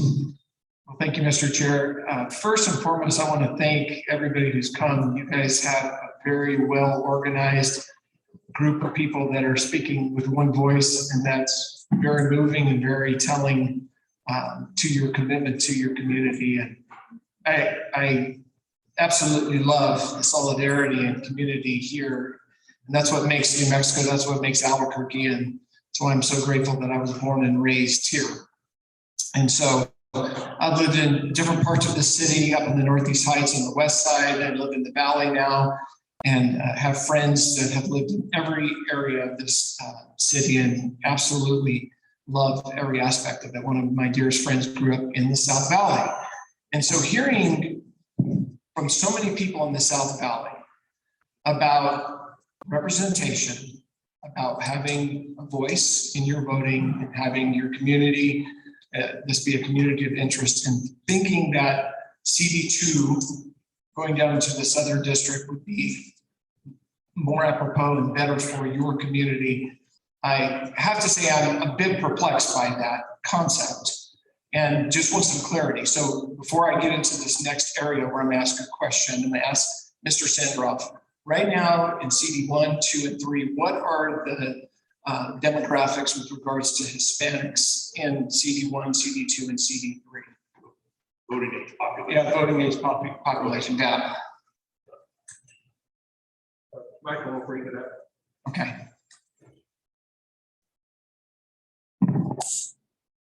So we're going to look at those numbers because my question is this: in the last 4 representatives, and we'll go through them here in a second when we see these numbers, but we had, well, 5 actually. We had Heather Wilson for many years, who then was succeeded by Martin Heinrich, who's our U.S. Senator here in New Mexico, who then was succeeded by our Governor Lujan Grisham, who then left, and we had our Secretary of the Interior now, Deb Haaland, who is our Congresswoman here in CD1. And then once Deb Haaland went to become Interior Secretary, we have Melanie Stansberry. And so that is the last 5 representatives that we've had here in Albuquerque representing CD1. So my question to you is, out of the 5 people that we've had in the last, have they not represented the South Valley well, or to the place that you would want to move from Congressional District 1, which is in the Albuquerque area, Bernalillo County, Albuquerque area, to the Southern District that goes down to Hobbs, Artesia, Carlsbad, Silver City, CRC, Las Cruces. I'm just trying to, because I really want to hear you, because you guys have come here. We spent 2 hours listening to a very, very telling, and all of you guys have the same message that you feel like would be better represented if it's shifted that the South Valley is a part of CD2. I want to better understand the representation that you're missing right now in the last several. Senator Heinrich, Governor Lujan Grisham, Interior Secretary Haaland, and Melanie Stansberry, Representative Melanie Stansberry. And what you think being part of CD2, Representative Yvette Harrell is going to help you guys having a voice, because we want to make sure it's our job that everybody has a voice in their voting and in their representation. But real quickly, those numbers, I want to look at the map. Okay, thank you. The numbers for, I'll just read percent adult Hispanic, just right off the top. For District 1, 45.1, for District 2, 50.8, District 3, 37.1%. Okay, so we're talking about 5% difference, CD1 right now compared to CD2 with regards to voting age population Hispanic. So very close, very similar.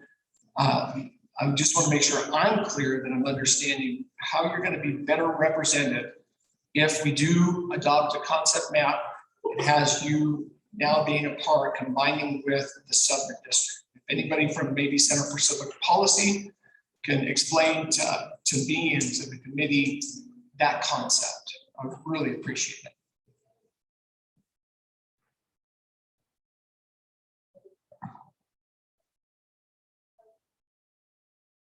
Would you like them to? If there's someone that can represent the map. Now that's just my question is, I just want to make sure that we're hearing from you how you'll be better represented if that shift is made. You can pull it up. All right. Thanks. So again, Andrea Serrano, and I think, you know, as we're talking about this, and I know you mentioned the current representative for CD2, I think what all of us can acknowledge is that redistricting doesn't guarantee that that same person will stay in the seat. So, you know, I think that there's lots of folks who would agree right now that in Congressional District 2, they do not feel represented by their current representative. The reality is in the map, the people's map, when you look at the way that it's redistricted, what we're talking about is increasing the population of voters of color in every single district, above 50%. New Mexico is a people of color majority state. We're 63% of the population, not just Latinos, but 63 public of Latino, Asian, Native, Black, and other folks who are identified as people of color. And yet we're 38% of the voter turnout. In 2020, we were 38% of the statewide voter turnout. In 2017, in Albuquerque, people of color were 25% of the municipal turnout. And in the South Valley, where I live, we can't even vote in municipal elections. So the work that I do is all for creating policy and getting folks into office who will get Albuquerque on a really good track. And I don't even get to vote in those elections. So I don't get that kind of say. This isn't a slight against our current representation in CD1 or even the previous with Secretary Deb Haaland and currently with Representative Stansbury. But what we are talking about is the fact that Albuquerque is a really big city. And I know it still feels kind of like a small town because we're New Mexico and we don't have this huge population. Like you go to New York and you're like, oh yeah, no, Albuquerque is not a big city. But for where we're at, it is. It is a big city. And so when we're talking about the needs of the South Valley, what we're talking about is currently the needs are very different from the needs of the Northeast Heights, from the needs of the Far North Valley, from the needs of the Southeast Heights. And so being able to split up that representation so that there can be a greater voice. I was just sharing a picture with my friends, the Smiths that's right here in the South Valley. I have a photo of, someone rode their horse and tied them up to the bike rack. You're not going to see that at Smith's on Wyoming Academy. Like you're not, right? So Stephen Corrales. You might, but the needs of Corrales economically and racially are so vastly different from the needs of the South Valley. And so we might ride horses, but we might be riding horses, but we also have very, very different needs. And I don't ride a horse, just so we're all clear. I don't want to be represented. Like, let's not put that in the record. I don't ride horses, but what I will say is this. I think as we're talking about this map, and I think what we're talking about this entire Citizens Redistricting Committee, and what folks have been really showing up today to talk about is this issue of equity and fairness. And the gentleman earlier talked about, wanting to ensure that there's equity and fairness. 38% of a voter turnout of the largest population in this state is not equity and fairness. And so that really is what we're talking about when we're talking about redistricting the South Valley. And, ultimately we know the state legislature makes this decision, but this body has been trusted with giving an opinion. And that's why the People's Map, we're urging and showing up and making public comment for the CRC to adopt this as a map for serious consideration, because the folks in this room are very serious about the future of this state. And that's why it's a serious map that should be considered for by the CRC. And so I appreciate your question. And if you want to look at horses at some point, I'm sure in South Valley, I live literally the bosque and then my house is right there. And I've lived in the South Valley for 7 years now. My boyfriend has lived in the South Valley his entire life. He went to Rio Grande High School, and he can tell you right now, the needs of Rio Grande High School are vastly different from the needs of El Dorado, vastly different from the needs of Cibola, from Valley, which is where I went to school. I'm from this city. I am of this city. I am this city. And so I believe that having different congressional representation can only mean good things for the city as a whole. So that I appreciate you sharing that, because that's the first time we've heard that having two representatives in a closer area is something that you're looking for, which totally makes sense, and I understand that. But I have a question for you with voter turnout. You're saying that voter turnout was 38%, and redistricting or having, so two things. One, we know that CD2 has a higher Hispanic voter age population than CD1 currently. Mm-hmm. But we're talking about moving out a portion of a Hispanic population in the South Valley into CD2, which already is the largest when it comes to, does your map have Because you were saying you want to get all 3 districts up above 50%, isn't that what you said? Each map is at 55% for voters of color, Just the CD2 or each of the congressional districts? each of the districts. Okay. 55 or 50? 55. For all 3 or just 55 for CD2? 55 of the voters, 55% of the voters. Well, population, voting age population. Sure. So Just in CD2. That's okay. I mean, that's in So it's increasing CD2's percentage of. And it's about connection and community of interest. There's a lot of families in the South Valley that continue having there's a lot of families in the South Valley that have families in the Southern, that it just doesn't align the representation that we have in Washington of how they are articulating the needs of the whole New Mexico. If we're able, South Valley, to have a say of that, DC policy will change. And that's the reason why we want to be part of city. Okay. And what's your name, ma'am? Who's talking? That was Andrea. Thank you so much for your explanation. I really do appreciate it. And I do really appreciate everybody who's come out here today and putting so much time and effort into this. And so it's just questions that we're trying to figure out where people are coming from. And every time we can ask these questions helps us a lot in putting together in our own heads these concepts. So thank you so much for your time and for the effort today. And Member Caniosi, I know your question, you initially directed it for the Center for Civic Policy. And so Andre Serrano is with Olay. And so I don't have Oriana Sandoval, who is with Center for Civic Policy coming up. Members, Oriana Sandoval, I'm the CEO of the Center for Civic Policy. Appreciate your questions and really taking testimony today seriously and, probing and asking questions about our map and why we think this is the future of New Mexico. And so like you heard today, testimony from our community leaders that live in Bernalillo, that live across the state. These are leaders that have been working for generations with our communities. We have been taking the redistricting process seriously and rethinking what the new Mexico should look like so that we all are represented fairly. And so, the map that people came out to testify in support of, that's the result of a lot of deliberation, compromise amongst our communities, and coming together in solidarity around what is New Mexico. That is an amazing state, a majority people of color state, deep ties to Indigenous, Black, Hispano, Asian American communities. How do we, that's a beautiful strength that we have. So that is the map that you are seeing today. And again, to highlight that we wanted to make sure that New Mexico has the Hispanic majority district. And so carving out the South Valley, that's a community of interest that, as you heard today, a lot of our community members identify with the needs of Southern New Mexico, with the character of Southern New Mexico, and importantly, making sure that our majority, New Mexico is the state in the country that has the highest Latino population, Hispanic population.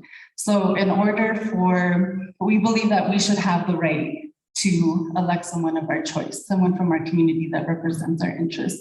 And quite frankly, what we've heard today from community members in South Valley is that they stand in solidarity with people in CD2 who have not had access to fair representation. So that is what we're hearing today, solidarity with our communities across the state, including Albuquerque and including the South Valley, to re-envision a New Mexico where we all have a fair shot at fair representation. Great, thank you.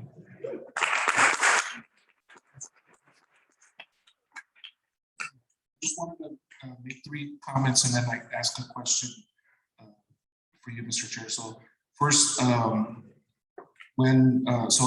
my family and I, we moved to New Mexico in 2018. Between 2016 and 2018, I was traveling back and forth between California and New Mexico.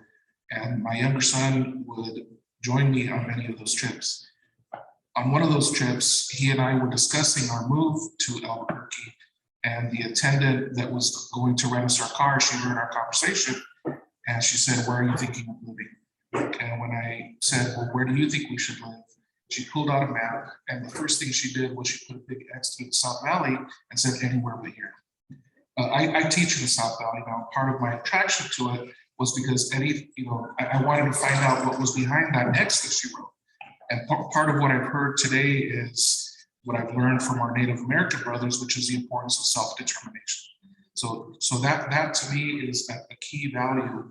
And I guess and then just really quickly, last year during Zoom, one of my students, I was doing an advisory session and I heard all this noise and I said, Martin, what is that noise? He said, Mister, don't you know what roosters sound like? And he was in the South Valley. And I said, okay, now I do, Martin. So my question is, if we approve a concept map, all that's doing is allowing for further discussion. Is that correct? If you approve a concept map, it doesn't mean that we agree with the map. It means that we are putting that front and center for the public to be able to comment on. If we do not move them front and center, then they remain in the public gallery with close to 200 maps and comments. So that's the nature of moving a concept forward. Did that answer your question? All right, Chair.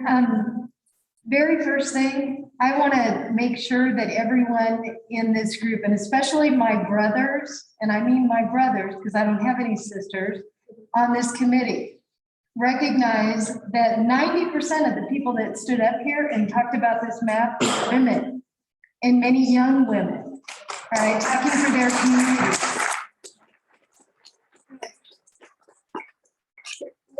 I want to make, I know committee member Cantallosi didn't ask the question of the committee, but I know a difference in economic strength of the South Valley, all right, and that is more closely aligned, sometimes I wonder, to Southern New Mexico, frankly, than, as has been stated before, than to Tanawan, all right? I mean, there are differences in the rural nature. And what I've heard from you, and also from committee member Sanchez, is the reality of those differences. So I am going to I'm going to make a motion that we move the people's map into the concept maps so it can be considered and commented on by the public going forward. Do I have a second? I know it's been seconded, but can I comment on that?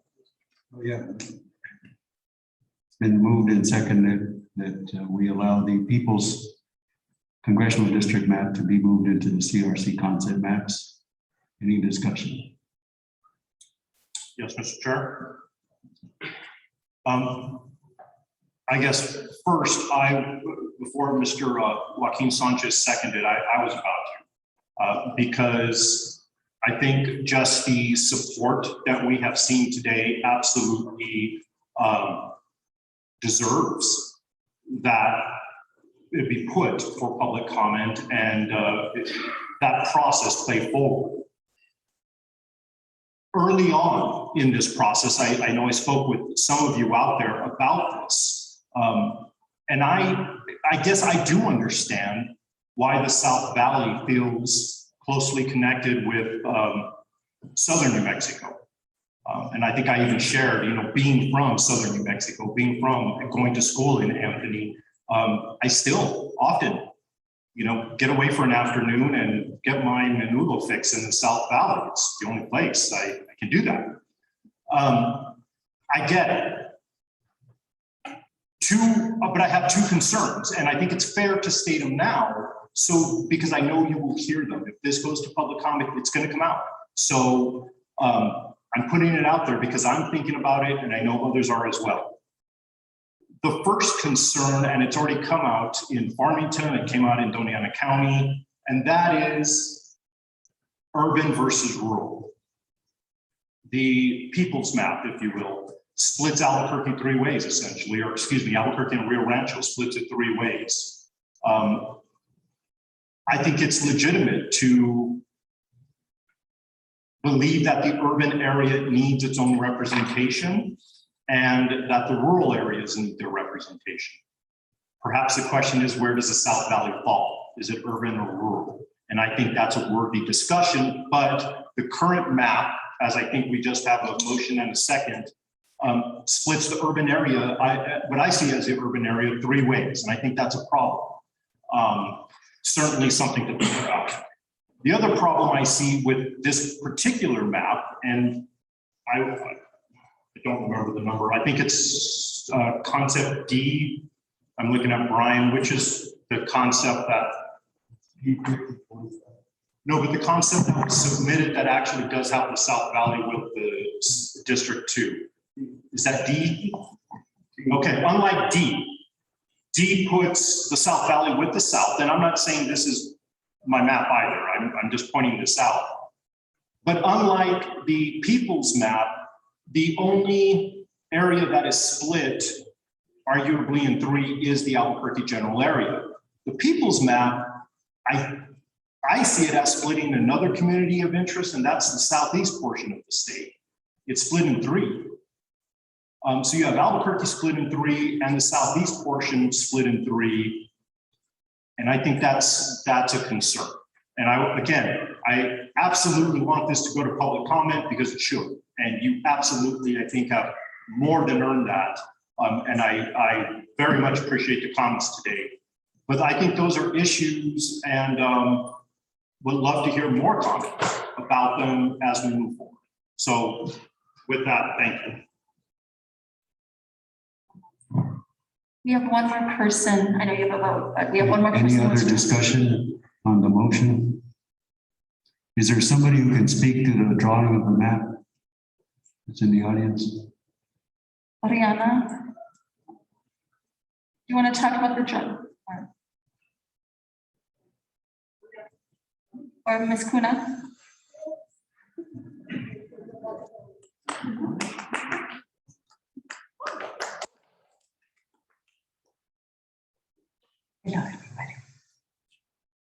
Ellie, my only question is the way they're numbered. Did you intend for the green to be a CD1? The blue CD2? Yes. So if we change those. The blue, it will be our representative Teresa right now. That will be CD3. The green will be our representative Melanie. Right now, that will be CD2. And I mean CD1. And the yellow one will be CD1. CD2, I'm sorry. Oh yeah, you can change it. You have like a 10 computer right here. I think as the public looks at it, they could be confused. And so yes. I just want the first one, renumber. yes. The blue one is 3, the green one is 1, the yellow one is 2. Okay. Okay. And giving you the reason why we also end up with a map like this is because we heard really closely our members in Roswell and Hobbs, and they wanna have different representation. So there was a really intentional conversation across the whole state, where as a good familia, sometimes you need to give and give. So that's the reason that you're gonna have other CRC meetings, huh?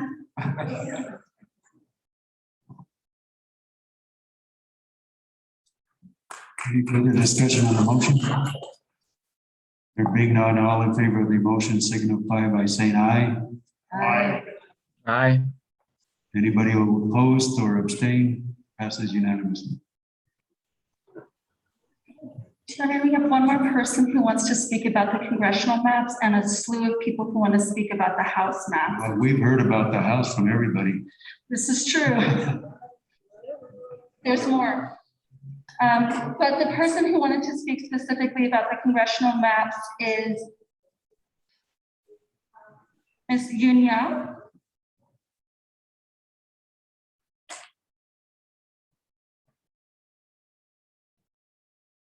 No, thank you very much for the opportunity. So I want to support both the 360 People's Map and also the House Concept E. So I'm originally from China, but I've lived in the US for 12 years. And I came to Albuquerque 4 years ago and made it home here. As a member of the Asian and Pacific Islander community, I'm here to support the CCP People's Map and also the House Map E. I support this map because this map brings together communities and interests that have unique characters and cultures and give them an opportunity to elect a candidate of their own choice. And this map also provides a wonderful opportunity for racial solidarity and diversity. Thank you very much for your consideration.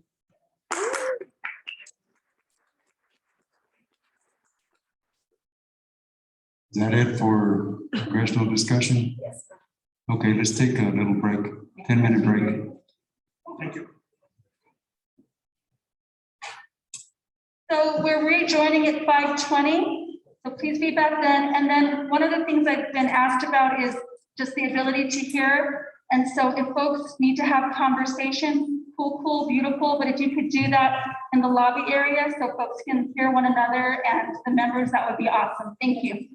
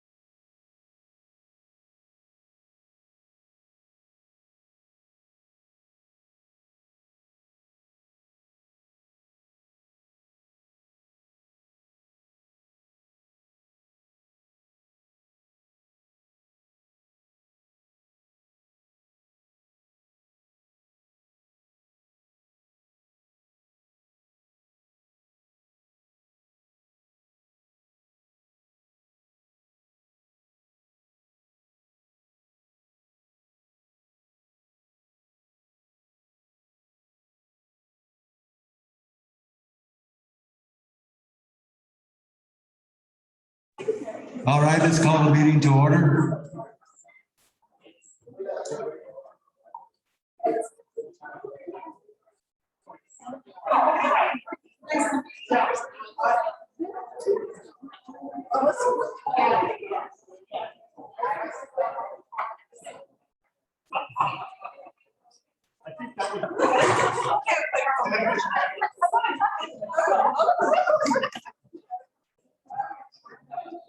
Okay, if you don't mind, committee, I think what we'll do instead of Senate Matt, is Michael back? Michael's out for a while? Yeah, I think I want to go to house maps next because there's a lot of people that want to talk about that, and I think we can get it taken care of. Okay, beautiful.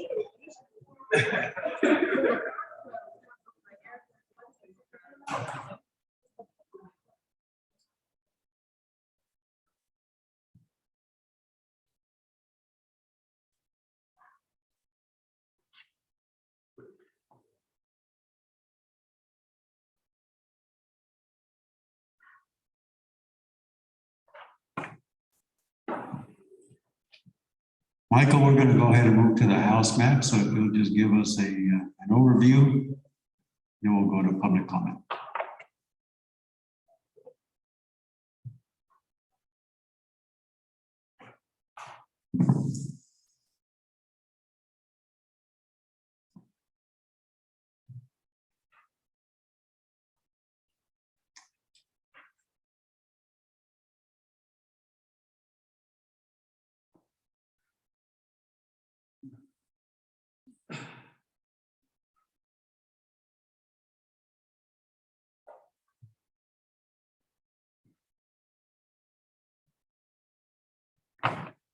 Thank you, Mr. Chair. I'll give some brief descriptions of the house districts for each of the four house concepts. And then I guess we'll be open for questions and comments. So first of all, just to set the stage, with respect to Albuquerque, Rio Rancho, and West Side, Heights of Albuquerque, one thing to remember when looking at the maps is that over the past 10 years, the City of Rio Rancho, and with respect to the four districts that they currently have, that they ended up with enough population within Rio Rancho for an extra, I guess, half a seat. So you add up all the positive deviations, that some of those positive deviations are about 50%. And that would indicate to us that where they currently have 3.5 districts, there's enough population for 4. So that's just one thing to keep in mind when looking at the districts. And as a whole, the Rio Rancho plus the west side of Albuquerque plus the river has enough population for just over 12 full districts. So if you go into concept A, one of the objectives of concept A was to take a seat in North Central New Mexico, either 40 or 70, and move it into the west side or Rio Rancho just to see what happens. And so we chose to put it into Rio Rancho. In the middle of town, you can see it's gray. And what that did was in the current plan or current house districts, when you throw on the black lines, this little district right here, signified by the black lines, is House 23. When you add in House 70 into Rio Rancho, that basically forces House 23 to scoot south of the county line. And so you do end up with 4 districts within Rio Rancho, 60, 70, 44, and 57, and then 1 House District 63. They used to be half Corrales, half West Side, is now entirely the West Side.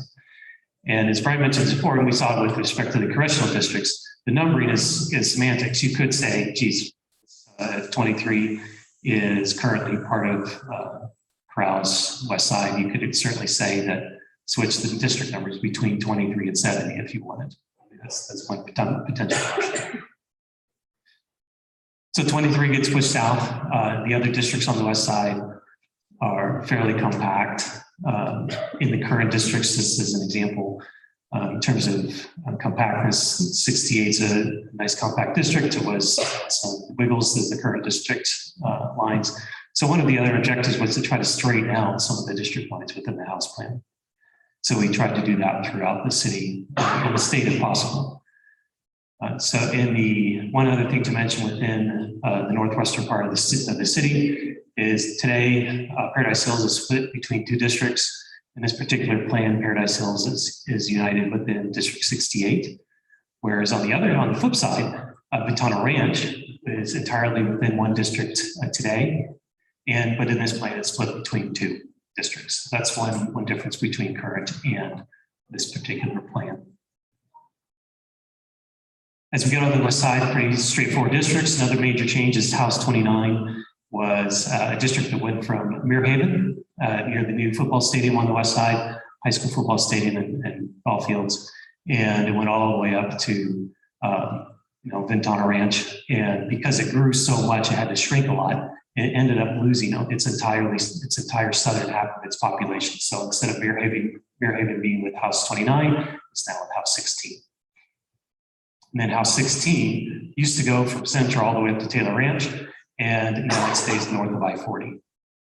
The rest of the South Valley and the areas south of Central, fairly close to what they are today. So pretty status quo in that respect. And then within the heights of Albuquerque, again, all the districts are pretty close to what you have today. And if you compare the color against the current black lines, you'll notice that we did straighten out a bunch of the boundaries so that there aren't as many little fingers sticking up and that kind of thing. So that was one of the objectives. The other thing we heard was that the international district should be its own district. Currently, it's split between 2. And in this particular plan, the international district is entirely within House 19. The other comment we heard was the Rio Grande should be a hard boundary between districts, basically from the county line down to I-40. In this particular plan, the river is used as a boundary between districts all the way down to about Rio Bravo. So districts stay on one side of the river all the way down to Rio Bravo, with District 10 being the only one that crosses the river. So I mentioned 4, we had 4 Rancho. Rio Rancho does have 4 districts. The west side does have 8 entire districts, with plus House 10, which does cross the district. So that's 12 full districts within Rio Rancho and the west side. Valencia County, just as a quick note, the District 7 and 8 are almost identical to what they are today. If we compare the color districts in the plan with the black lines representing the current House districts.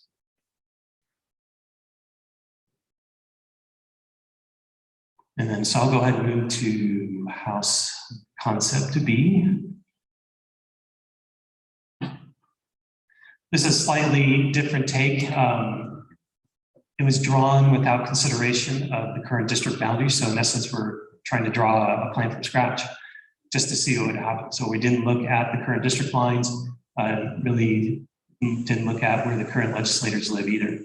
And so within this plan, Rio Rancho still has the 4 districts, just a different alignment within Rio Rancho to give you an idea of what those districts can look like. When compared to the previous plan, we saw that Ventana Ranch was split between 2 districts. Paradise Hills was in 1.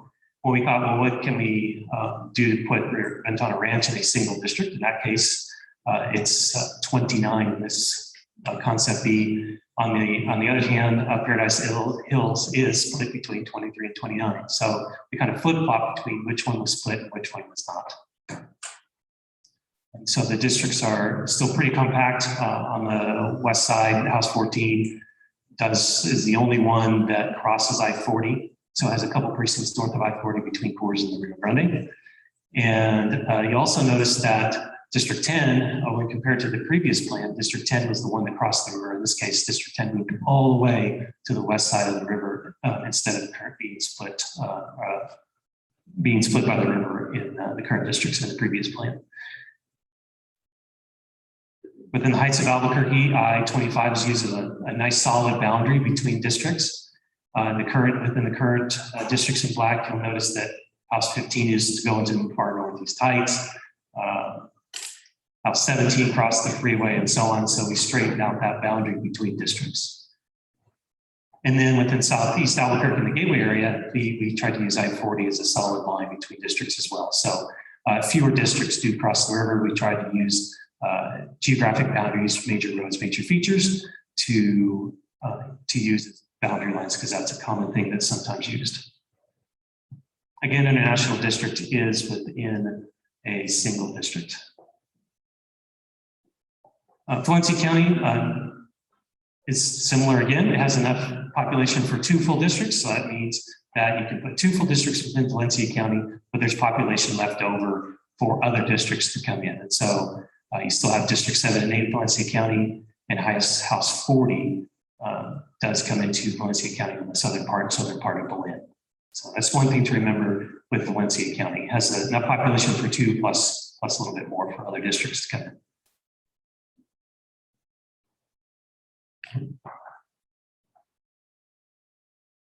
So in Plan C, or Concept C, the objective here was to take, instead of moving a north central district of New Mexico onto the west side of Rio Rancho, we took a district within the Heights of Albuquerque.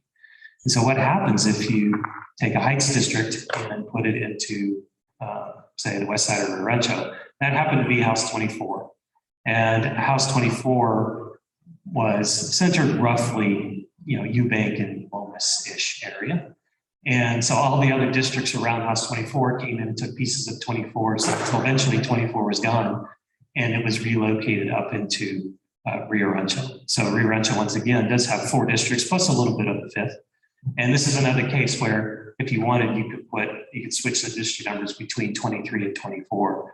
If you wanted the new district by the number to be on the west side, you can do that. And 23, since it's already in Corrales, perhaps it could stay in the Rio Rancho Corrales area. The rest of the boundaries are fairly similar. District 13 stays the same. District 26 goes a little bit further north of the freeway of I-40. District 10 stays as a district that is on both sides of the river. And again, the international district is within House District 19.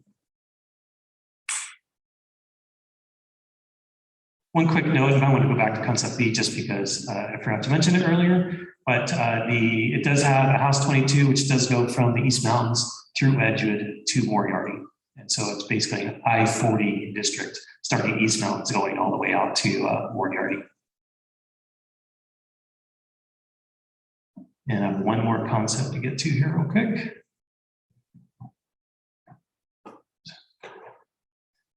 Concept D was an attempt to take a look at the Native American population and Native American districts. Currently, it's difficult to get 6 Native American districts above 60% Native American voting age population, sticking within plus or minus 5% deviation. And so this was an attempt to get 5 strong Native American voting age population districts where the voting age pop is over 65%. And that necessitated a 6th district for the Native Americans, which was an influence district. So just over 30% Native American. In order for that to happen, the House 65, which is that influence district, did go and take some population out of Rio Rancho. And that did have some impact on the rest of the districts. So Rio Rancho and Corrales and the west side, they still have a total of 11 districts entirely within Rio Rancho on the west side. And with 1 District 10 that crosses, but we still respect the river as a boundary almost all the way down to Rio Bravo. with some compact districts on the west side and the east side. One difference is that House 24 gets moved around a little bit. Again, it's a different take, so you can see what could happen within the city of Albuquerque, where in the previous plan, House 24 moved all the way to the west side. In this case, while we were straightening out the lines and trying to even out the population, we ended up moving House 24 over to Montgomery and San Mateo, basically as its center. So we can still, it's just an example of what can happen when you look at using major roads, major boundaries as district lines, and it could have an impact on other districts. They might end up being moved to a different part of the city. And just to compare House 22 with this plan and the previous one, in the previous plan, House 22 went from the East Mountains through Edgewood to Moriarty. In this case, the district removes Edgewood from House 22, and instead that House 22 picks up Torrance County. So you're able to swap Edgewood for the rest of Moriarty, or excuse me, the rest of Torrance County. And House 50 in the Albuquerque metro area does pick up Placitas and does go up to El Dorado and includes Edgewood. So it's a brief rundown of the 4 concepts within the Albuquerque area. Thank you. Questions? Michael, what happens to Isleta in these maps?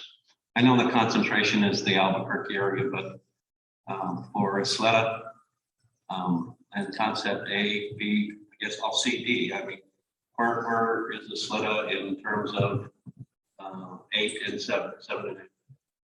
Okay, thank you for the question. Isleta, just for those who are in the audience, I'll highlight it real quick. Isleta is made up of 2 precincts, and they're highlighted as I move the map. You can see how the precincts change to a darker color.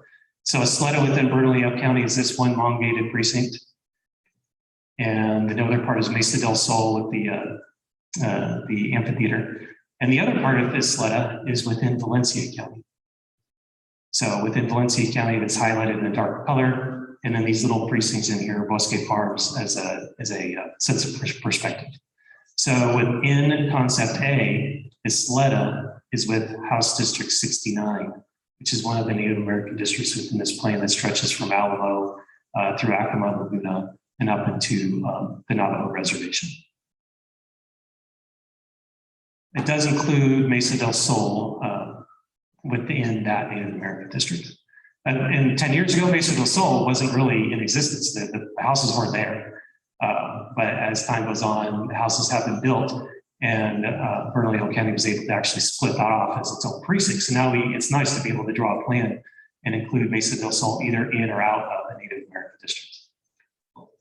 Michael, Mr. Chairman, Michael, why wouldn't Mesa del Sol, which I don't think has much in common with Isleta, be pushed into the Albuquerque and go up instead of coming down?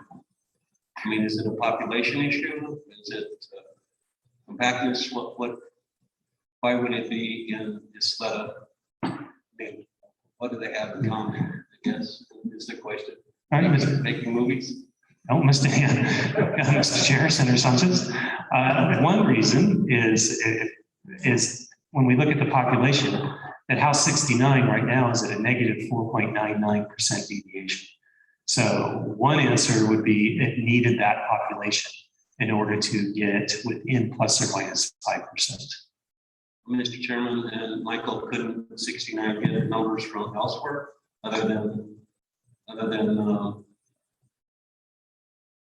above?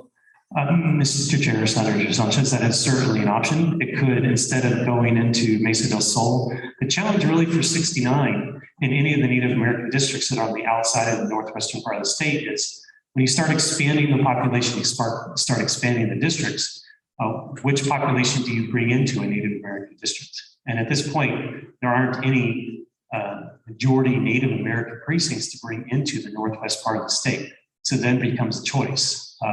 Which districts on the edges do you bring into a Native American district? In this case, the choice was Mesa del Sol. We could certainly look into bringing in an East Mountain precinct. So for example, this precinct right here that's relatively small, you could look at bringing in any one of the precincts along the edge. This precinct is large, it's along the Rio Puerco, this is Tajaji right here. And this particular precinct is large in geographic area, but everybody within this precinct lives basically in the Mirhaven area. And so that's the choice is, well, what is that precinct you bring in? Do you bring in Mesa del Sol? Do you add Mirhaven? Do you go into Rio Rancho? But at this particular moment, Rio Rancho does have a little bit of Rio Rancho is in the Native American district within Concept A. The other options that have been explored are within adding population. You could add another Valencia County precinct. This is a precinct on the southwestern part of the county, but all the population lives along the freeway, basically east of Belen, or excuse me, west of Belen.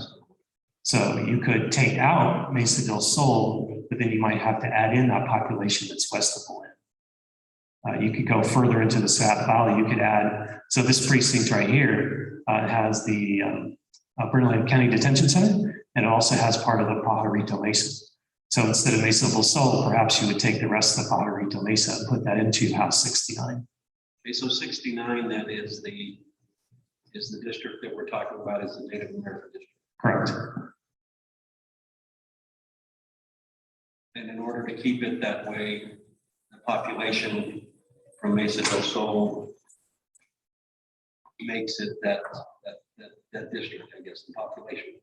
That's correct. It had just enough population to get that district barely within plus or minus 5%. And if the deviation is different? If the deviation were different, it would be possible to take that out of House 69 and put it into a different district. The second set of questions I need is in terms of 7 and 8. Valencia County didn't grow, or very slightly, correct? Right. But I think you said that 40 is coming into Valencia County on one of the maps. I think it was Concept B. District 40 coming into the south end of Belen, I think you said. That is correct, yes. Today? Okay. Go ahead. Oh, please. And so south end of Belen is what? I can't tell by the map. Is that by the interchange? Or is that down into Bosque and the Jaral, well, not the Jarales, but the Bosque area? So the House 40 does come into Belen along Rankin. And it splits up the web, does it not? Correct.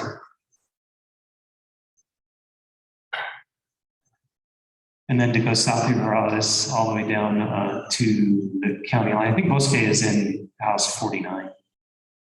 Is there any reason to split Belen that way? One of the challenges we have is District 7 and 8, as they currently exist, have just about the right population. There's not too much reason to change them unless they're affected by surrounding districts. And so our challenge is if you draw a district on, say, the east side of the river, stay on the east side, so you can see at 7 here, that it goes from Bosque Farms, follows the river all the way down to Rio Communities. And that's the perfect population for 7, well, not perfect, but it has enough population there. Then you take 8 and you work its way down from the county line south. And by the time you get to Belen, it has enough population. And it's not possible to take all of Belen and put it into 8 because then Belen would have too many people. And so there, I'm sorry, please go ahead. Well, west of the interchange is where the airport is, and there's some development, but not a lot of development.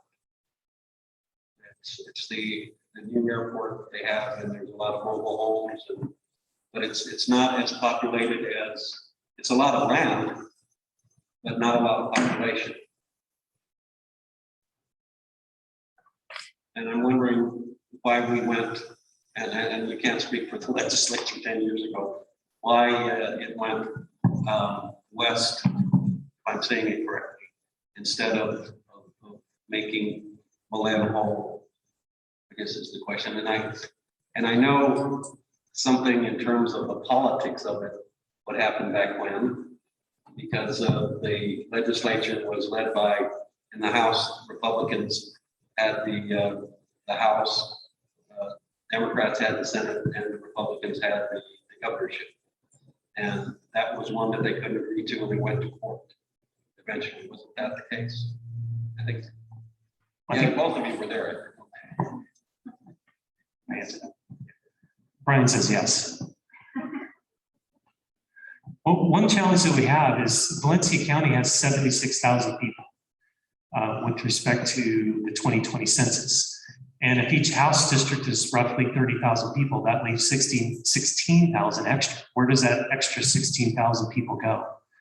If you wanted to create a plan that took Belen and put all of Belen into a single district, then, and just as an example, you put all of Belen into 8, leave 7 alone.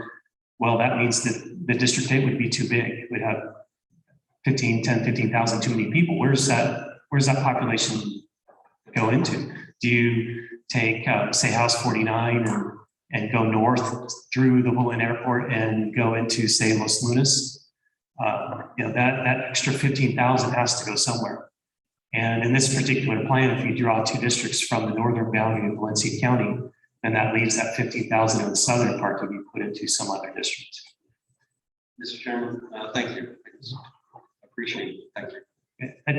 And just as a note, as an example with respect to concept C in the House, Mesa del Sol was put into a South Valley House District 10. Thank you, Mr. Chairman.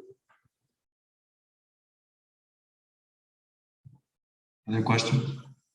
Public comment?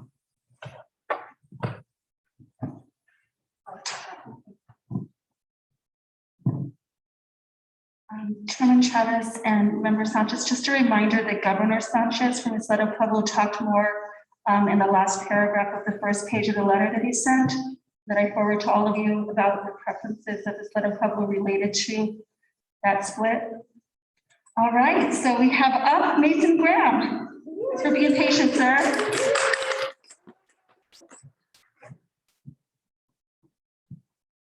Thank you, Mr. Chair and members of the committee. My name is Mason Graham with the New Mexico Black Voters Collaborative. Thank you so much for allowing Dr. Charles Becknell to give opening presentation about the historic significance of African Americans here in New Mexico. At the last committee meeting that took place on August 14th at the Indian Pueblo Cultural Center, I argued that in order to comply with the requirement of maintaining communities of interest, the committee must consider the Black and African American communities of New Mexico who continue to be undercounted and underrepresented here. The recommendation from the committee that came from Ms. Curtis was to identify the areas where we have Black and African American communities of interest and locate opportunities where we can increase representation on the map. So I want to thank Chairman Chavez and Member Robert Radigan for having conversations with us after the fact with our organization, providing some very important information on the process and how we can be successful in our endeavors to create a proposal that is representative of the Black and African American communities in New Mexico. And that's what I'm going to be testifying and presenting to you all today. So since that meeting in August, the New Mexico Black Voters Collaborative and the New Mexico Black Central Organizing Committee, who's here today, worked together to create a working group of Black and African American community members and organizations where our purpose was to identify the communities of our state which could benefit the most from redistricting. So our goal was twofold: to ensure that the Black and African American communities gained or increased their power and representation within districts where possible, and 2, preserve areas where Black and African Americans have built community and existing representation. So from these goals, we identified that House District 19, the International District in Albuquerque, House District 63 and 64 in Clovis, House District 61 and 62 in Hobbs, and House District 51 in Alamogordo presented the most opportunities for Black and African American representation, growth, and maintenance. And during Dr. Becknell's presentation earlier, you probably now have a better understanding of the historical significance of the African American communities in those cities. So I did submit a map proposal this morning. I could have you pull that up as I go through these points. It's labeled NMBBC Black Communities / House Districts.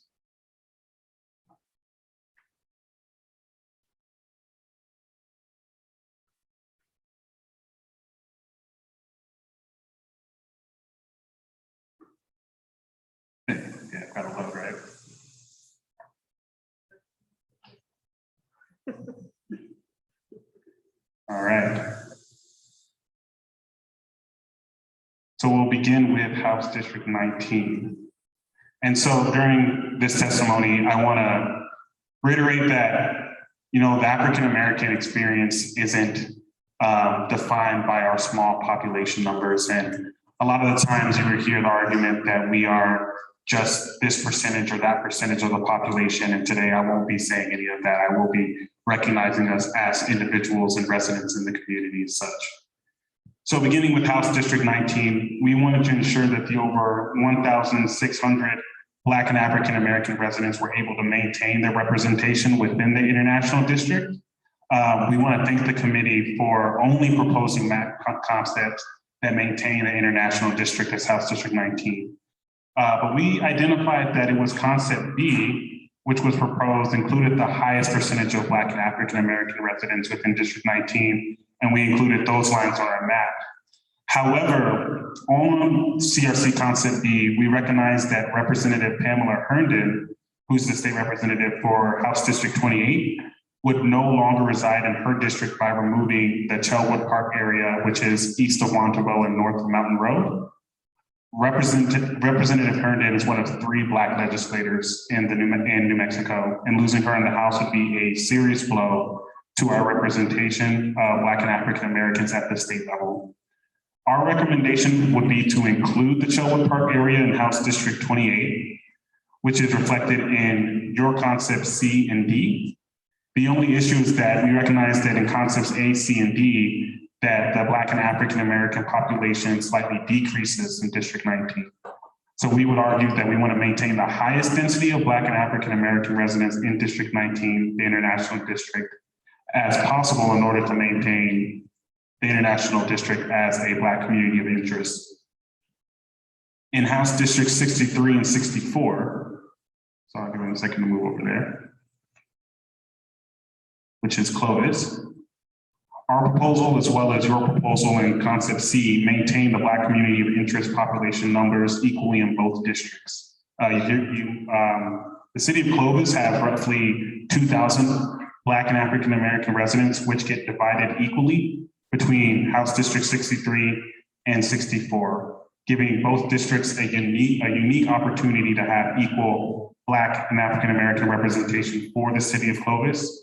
So our recommendation would be to maintain this equality between House District 63 and 64 Clovis in order to maintain the existing Black and African American community of interest and allow for equal representation in both districts. We really don't see this anywhere else on the map. There's a couple of other areas in Albuquerque that do have an increase of African American population, like on the west side or in Rio Rancho. But this opportunity here in Clovis that you see really encompasses the importance that Dr. Becknell was talking about, the Air Force Base being there and a lot of African Americans deciding to settle there. But because it is divided in between 2 districts, we can keep our representation as high as possible split between the 2. For House District 61 and 62, which is the city of Hobbs, we decided to compact District 61 from the north and include the precinct that is north of West Carlsbad Highway. There are 128 Black and African American residents that live in that precinct right there on the left side of your cursor, right there.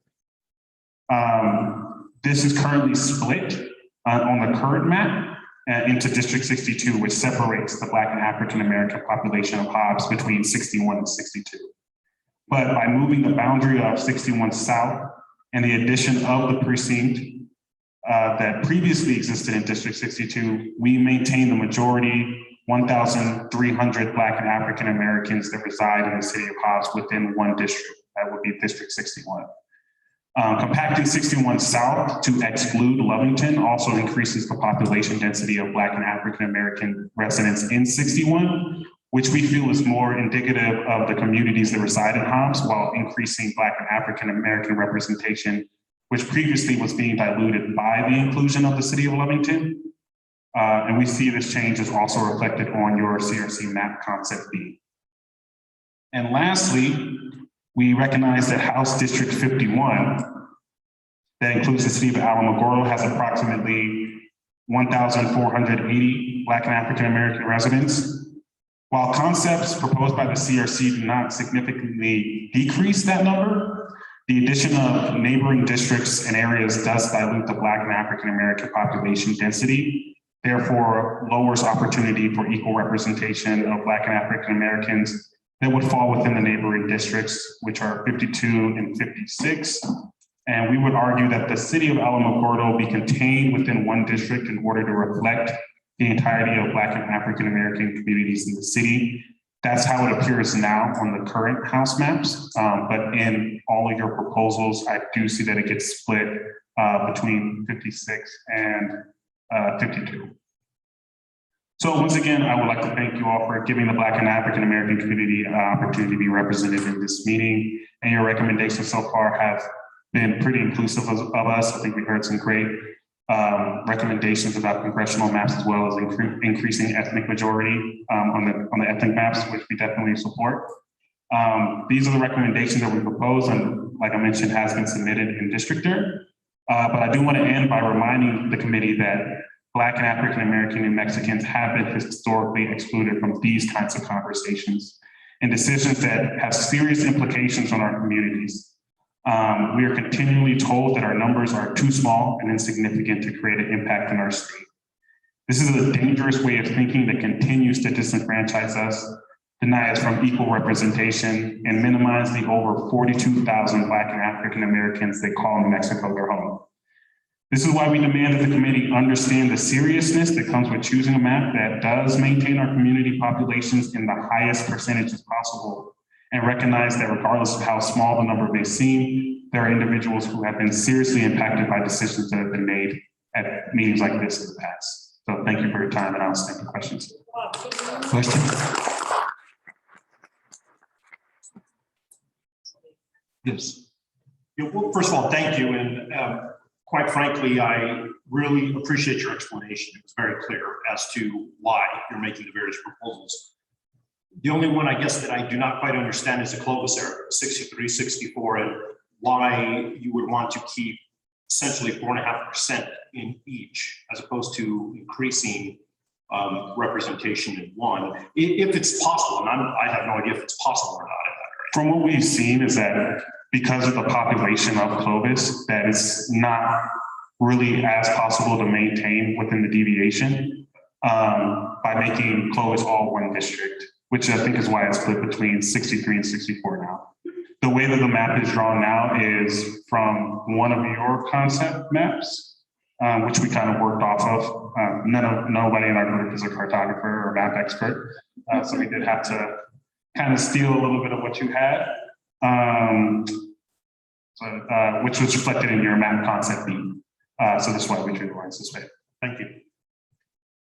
Mason, do you want your remarks to be submitted as written testimony? I think we've submitted some written testimony already as well. Yeah, but on the map, I did provide a brief explanation, but I could submit the longer one as well. Yeah, we would welcome that. Okay.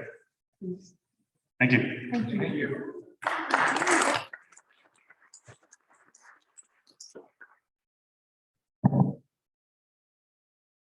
Next, we have Alexandria Lily Taylor. Good afternoon, Mr. Chair, members of the committee. My name is Alexandria Taylor, and I'm a member of the New Mexico Black Central Organizing Committee. I was born and raised in Alamogordo. My great-grandparents moved to Alamogordo in the mid-40s. My great-grandparents built a life and a legacy for our family that was built on our family thriving. I knew no other way of being than to thrive. My great-grandmother, Lottie Mae Taylor, served at the General's House on Holloman Air Force Base, raised many babies in that house, catered to many leaders from around the country and from our armed services, that at her homegoing service, the church that has my great-grandfather's name etched on the outside as one of the founding deacons, was packed with all of the now adults who she had raised, celebrating her life. To this day, if you go to Alamogordo and you say Carnell Taylor and someone went to Chaparral Junior High during the time that she was the kitchen director there. They will talk about my grandmother's Thanksgiving dinners and how her dressing is like none other you have ever had. My mom was the chief juvenile probation and parole officer in Otero County, which means that my childhood meant I could do nothing. I share that because New Mexico is the place that I know to call home.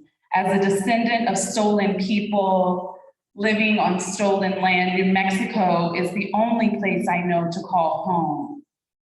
And to be invisibilized by statistics when I come from a family and have chosen to now raise my son here, and my sister has chosen to raise her kids here, that represents 5 generations of Taylors in New Mexico. I'm so grateful for Reverend Dr. McNeil, because having that oral history, which is native to us, having that oral history on the record in this process is so critical. We have to know about the contributions that Black Americans have made to this beautiful state.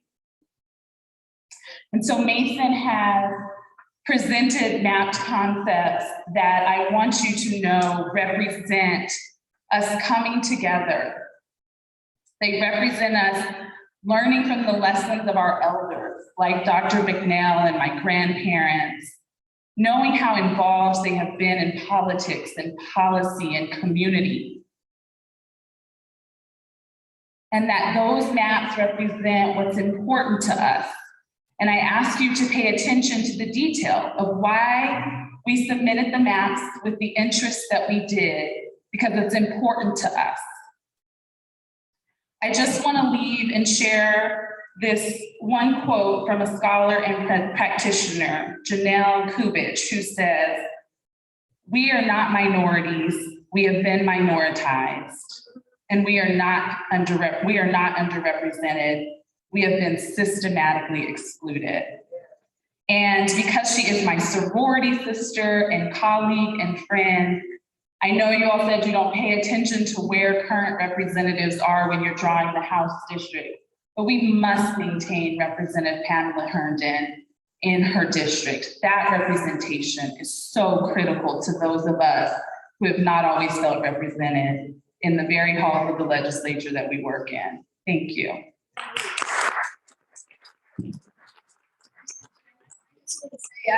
I know Alexandria. She's one of my favorite people that I work with.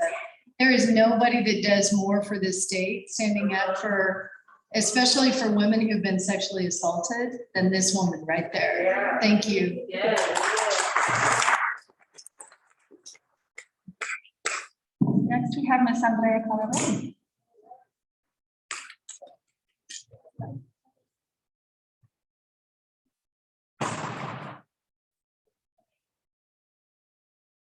You all received some written comments as well right before the meeting. I emailed them to you.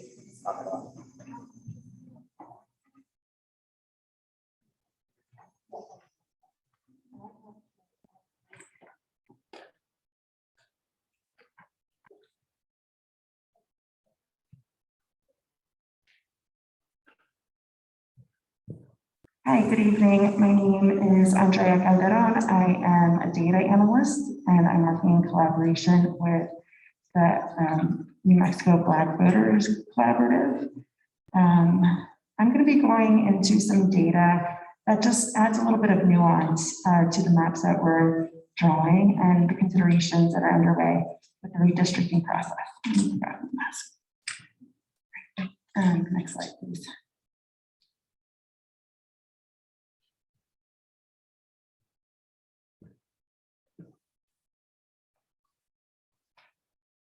All right, so the data I'm talking about is actually, it uses a national standard called a social vulnerability index. The social vulnerability index measures social determinants of health. They use 15 different factors in a framework that was developed by the Center for Disease Control and the Agency for Toxic Substances and Disease Registry. The 15 factors are compiled into 4 different themes: socioeconomic status, household composition and disability, minority status and language, and housing type and transportation. Each of these themes are given a score for every single census tract in the state. There are county scores and there's an overall score for the state itself. There's also an overall score designated for each tract, county, and the state. Thank you. So here, what we see is the overall social vulnerability map for the city of Albuquerque. We see clusters of high vulnerability areas in the International District, up near Balloon Fiesta Park, in central Albuquerque and southeast Albuquerque. Southwest, excuse me. This map actually layers the African-American population on top of social vulnerability. And so what we see is that we actually have a significant concentration of African-American community members that are in the northern part of the state and the southern part of a really highly vulnerable area near Balloon Fiesta Park. We have a high density of the population in the International District. And collectively, we have a pretty significantly high population in southwestern Albuquerque, moving out into the county. Next slide. Okay. So in this map, I basically, I used the threshold of 150 individuals and focused on the most concentrated areas of African-American density in the city. I wanted to focus in a little bit on the International District. So this map actually just includes high density data. And this is one of the most socially vulnerable areas in the city, right? And I guess originally what we were looking for was, and I see that a lot of the concept maps actually maintain District 19 as it had previously been. But we really wanted you to see that the vulnerability of the east side of District 19 is significantly greater than that on the west side of District 19. So if you were to move the line or that population over into the adjacent district, you would essentially be clumping really highly socially vulnerable communities together. And if you were moving the other side of the district to the west, you'd be basically clumping communities that aren't affected by social determinants of health as much. This in essence would create a gerrymandering situation, which we might want to avoid. But if we keep the district completely together and we continue to have African-American representation of it, then we'll essentially be maintaining the status as it is. Now also I shall note that even though you would be increasing social vulnerability if you were to move that part of the district over, you would also be increasing African-American sort of voter density if you did do that. So in Southwest Albuquerque, we also have really socially dense, socially vulnerable areas that are mostly south of the highly dense African-American community areas. Next slide, please. And then here we have sort of what the northwest section, I'm sorry, I'm a little nervous, but what the northwest section of the city looks like. So we have very low, high density areas of African-American communities. In the northeast portion of the city, the most highly dense African-American communities are on the west side of this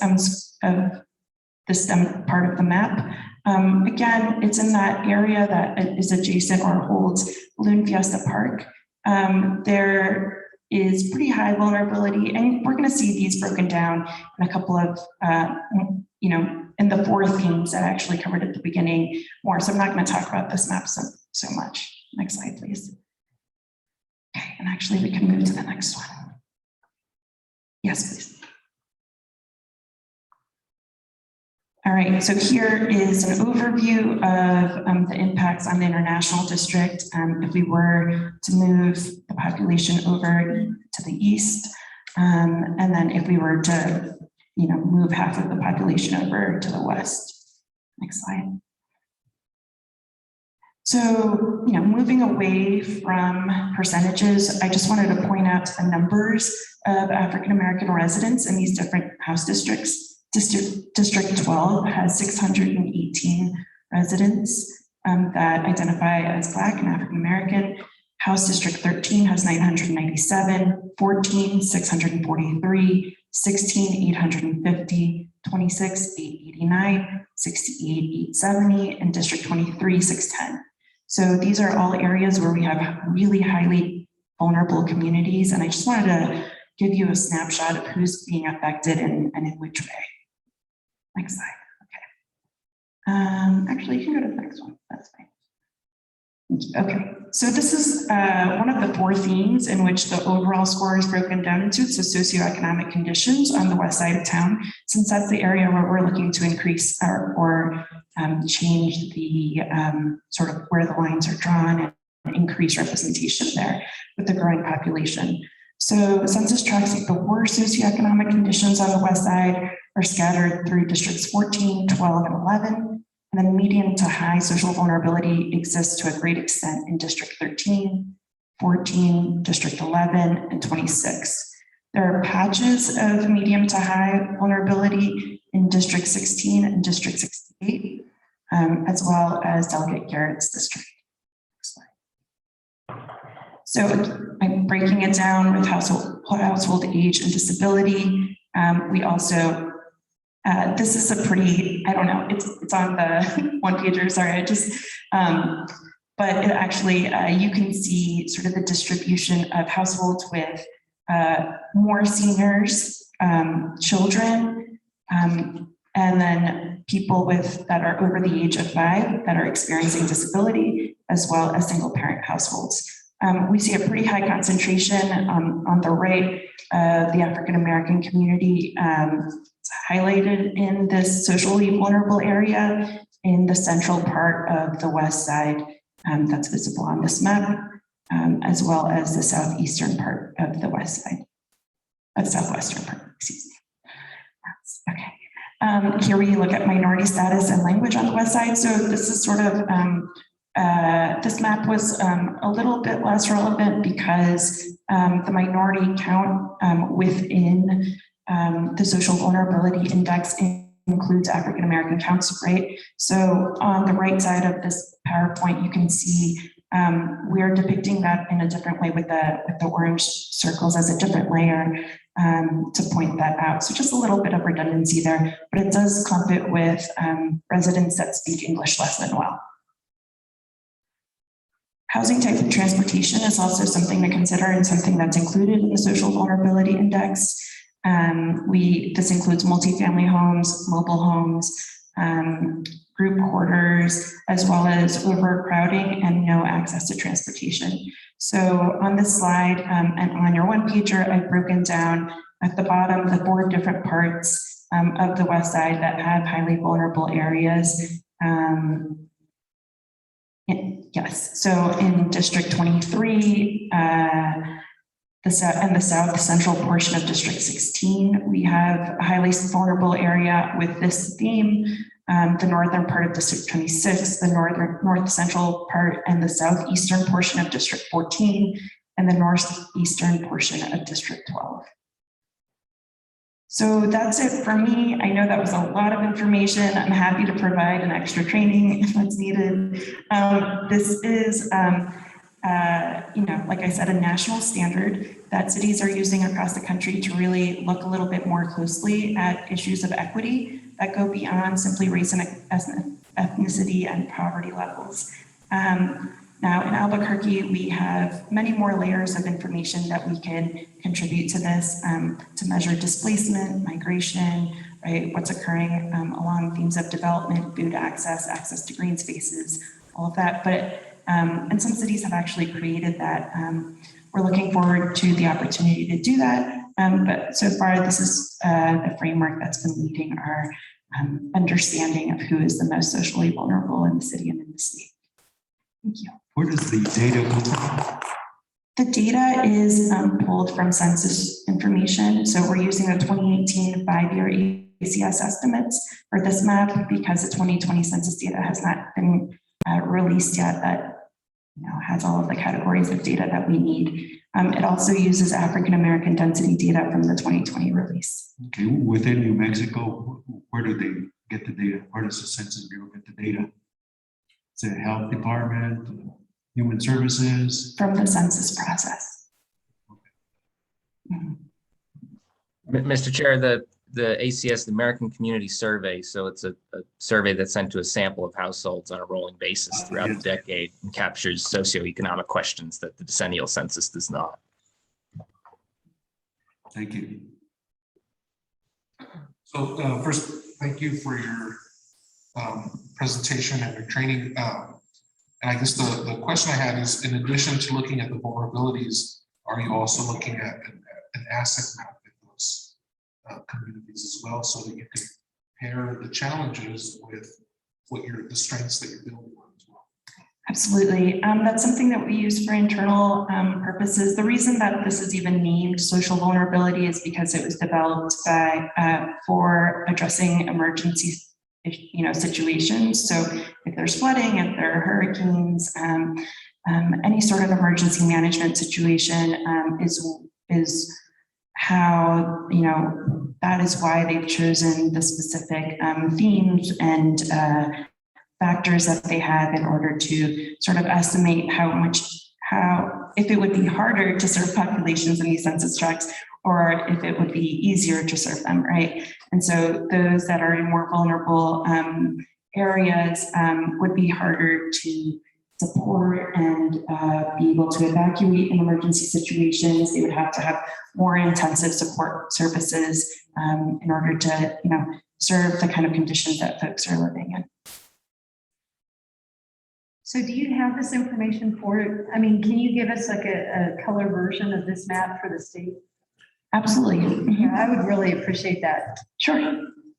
Would you like it? Well, I can touch base later, but I'm happy to layer African American density on that as well. Thank you. Sure. Thank you. All right. You're welcome.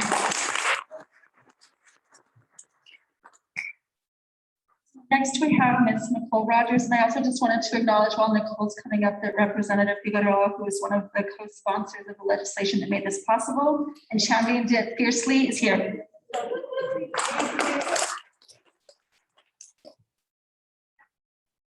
Good evening, Chair and members of the committee. My name is Nicole Rogers, and I live in the International District here in Albuquerque.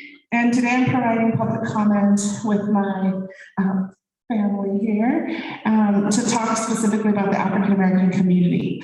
During the 2020 census, we worked really hard collaboratively to increase the count for the African American community. We focused on 7 cities specifically that we knew we had our community that maybe just wasn't counted. We are excited because that work paid off. In places like Hobbs, we saw an almost 30% increase in our population. And it wasn't because we weren't already there, we just weren't counted, right?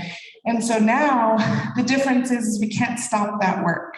We had to interject ourselves in the census process to be included, and we're doing that again with redistricting. What I'd like to ask is, we talked about equity, and I heard from the Democratic Party about wanting equity, but part of equity is making sure we have representation at this table. Okay, and so I don't see that, and we'd like to see that going forward. I know we can't fix that now, but we have 10 more years to figure it out to get it right for next time. We are here. We have been here. I was born and raised in New Mexico. I was born in Las Vegas, New Mexico. My grandfather was the state fire marshal of this wonderful state. I understand what representation means. And I understand, being mixed, that part of my heritage is not represented in the state because we have the tricultural myth. We are not a tricultural state. We're a multicultural state. And that includes people like me, people like my brothers and sisters sitting behind me. We all know that these districts are drawn to shape what happens in our communities for the next 10 years. I sat in on some of the Zoom meetings previously, and I really love that you were focused on making sure you heard from the Native American community. I think I heard, I think it was Michael Sanchez say it over and over and over again. we need to make sure we hear from the Native American community. We want the same. We want for what before you adopt a map, you say, did we hear from the Black community? And if not, let's make sure we get that input as well, because we are here. We aren't going anywhere. We love this state. Just like Dr. McNeil said earlier, we have influence in this state, but we want to be a part of these processes. So thank you for the opportunity to tell our story and make sure you understand that we are here and we want a seat at that table next time. Thank you.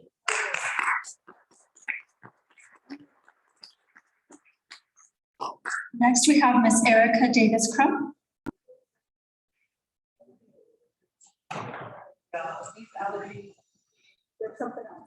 It's all the things outside. Oh gosh, I swear it's just allergies. Excuse me, bear with me with these sniffles. I really just need some Benadryl, y'all. It's nothing else. Hi, it's so good to see you all. My name is Erica Davis-Crump. I am with the New Mexico Black Central Organizing Committee and New Mexico Black Women's Lab, and these wonderful individuals here today. I kind of wrote stuff down because, you know, we'll be up here just having conversation. We don't have time for that. I want to take a minute and say thank you all. And also thanks for the break, but let's all take a deep breath because this is a lot. And I am up here in support of the maps that Mason has presented. I think that they're really, really wonderful. I too am a native Black Bukenya. I am 35 and I have decided to raise my babies here. And I thought about this redistricting process and how my baby boy is, my baby is 13. And the next time that we would have this moment to carve out representation, he will be 23. I also need to embrace myself because I'm going through it with that, but also just thinking about how we are literally dreamcasting the future in this space. And as we do that with deep intention, I want to honor this man who's sitting next to me because I heard you on the last Zoom call, how you spoke with such reverence for our Indigenous relatives and the way that they held space. And just as Nicole mentioned, I pray and hope that after the day, you take that map that Mason has provided into deep consideration and sincerity, so that you can say that you heard from us. We understand all of the little things that happen within each of our communities, right? And a lot of times the rhetoric is the Black community might not be united. Well, we have demystified that for you today. And we are also doing some multi-generational work for the first time. And I'm an SCC member. I am a co-founder of the New Mexico Black Coalition, Black Central Organizing Committee. I ran communications point on about 6 bills last year. I'm in this because I am choosing to make New Mexico my home because I don't know nothing else. I don't really want to. I know we're at the bottom of the barrel for many things, but I think that this opportunity presents a very beautiful moment for us to shapeshift that future into what we know it could be, right? So, said that, sorry.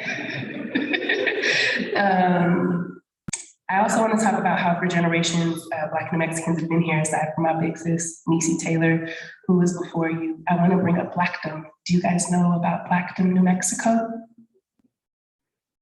Okay, well, I'm going to tell you about it for a second. Blackdom, New Mexico is part of, it was in Chavez County, and it was a Black community of free Black Americans, free people that migrated, our ancestors, and they were actually driven out of Blackdom when they cut off the water and took over the territory. When them folks, I know I'm kind of looking at y'all, but those other types, maybe they were your ancestors. But all I'm saying is that we have been driven out, but I want that to be noted that we've been here. That was a century and some change ago, maybe, or maybe less than that, but to know that Blackdom existed and it was a Black colony and it was in Chavez County, which are part of the maps that were presented to you today.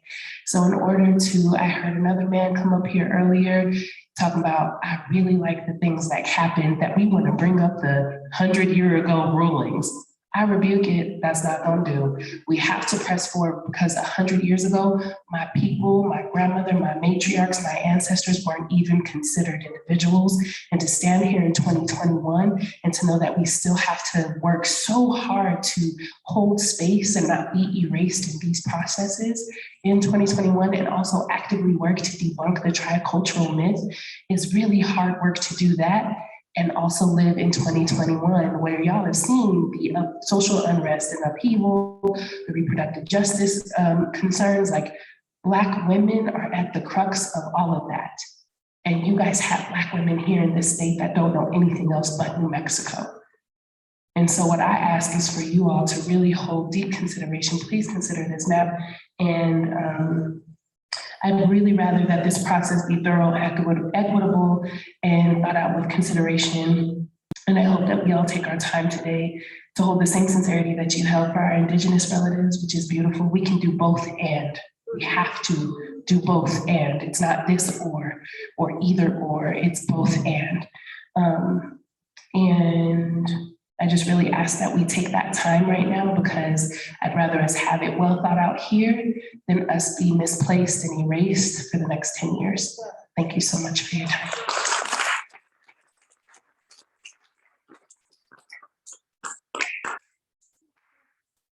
Next up, we have Ms. Lisa Christopherson.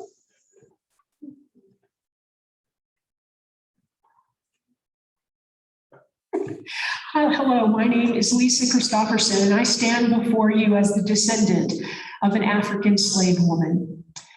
I am a member of many national and local activist groups, but I'm here this evening as a New Mexico Black Caucus member. I lived in the South Valley. Me hablan español, me hablan un poquito de holandés. My mother is Dutch West Indies. My great-great-grandmother was a Jamaican slave. My great-great-grandfather was a Portuguese slave ship captain.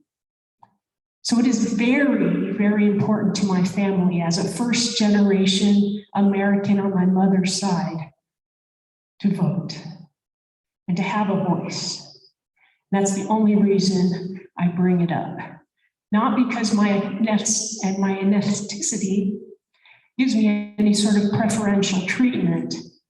I just want you all to know, voting, when I turned 18 and I went to vote for the first time in the Ronald Reagan election, my entire family came with me because my mother was not able to vote at that time.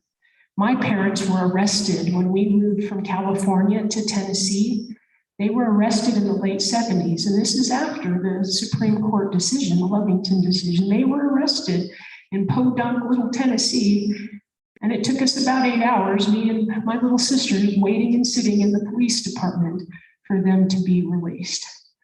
Representation matters. I want to echo what my family here has said.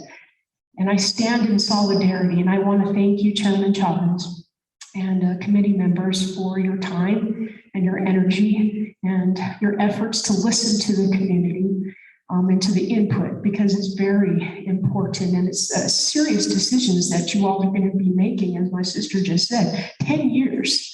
I went to school in high school in Corrales before Intel ever planted there, right, when it was still out APS. And my family now lives in the South Valley, and I now take care of my elderly parents. They're representing, my mother is now a citizen. She is now a precinct chair. She is now, when they all, those little abuelitas, and they all are elderly. I'm not sure why that is, right, at the voting places, but they're all elderly and they take it very seriously. And I have the privilege of working for a civil judge. My mother loves him so much. He can do no wrong because in her eyes, it represents democracy. So I really, really encourage you all to please allow and consider the map that my brother Mason Graham and our New Mexico Black Voters Collaborative are recommending to solidify, to keep our Black vote together. As my sister, Miss Rogers, stated, we've been here. We are here. We're not going anywhere. But we really don't have that much of a voice, truly, in the Senate and the New Mexico House, honestly, right? And so today, I stand in favor of the House map that the New Mexico Black Voters Collaborative presented. I ask that District 19 not be diluted under the premise that doing so would give more money to the international district via more representatives. I've heard that argument. I'm a member of Indivisible Albuquerque, and one of them recommended to me that, well, if it's diluted and if it's absorbed by the other surrounding districts, right, then that means those representatives could give more money to District 19. I would like to suggest to you that money is not the only thing we need. We need a voice at tables that make decisions. I want myself and my family to be represented in New Mexico. Decisions made in the New Mexico legislature impact my life. I again ask you to allow the New Mexico Black Voters Collaborative map to be a concept map available for public comment. And thank you so much for listening.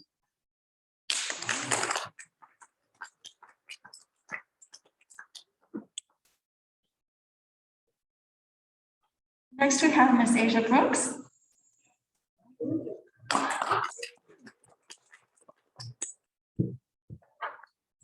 Good afternoon. Thank you all for allowing me to speak. I did not prepare anything today because I said that I was not going to speak, but I felt it on my heart that I should do that. And the reason that I felt that is because I knew that one of the issues was going to be Representative Herndon. And she is one of the reasons that I am here standing before you. I'm the president of the New Mexico Black Lawyers Association, and she is one of the main reasons that I am here doing that in front of you today, right? So I felt that it was very important that I would come and speak and say representation is important. Representation does matter.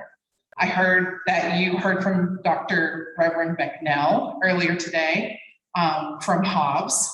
I am originally from Hobbs, New Mexico. I was born there. My parents were born there. My grandparents made it their home. My great grandmother decided to come to Hobbs when her husband was murdered in Texas. She came to New Mexico and she made Hobbs her home. So we've been here, we're here, we will be here.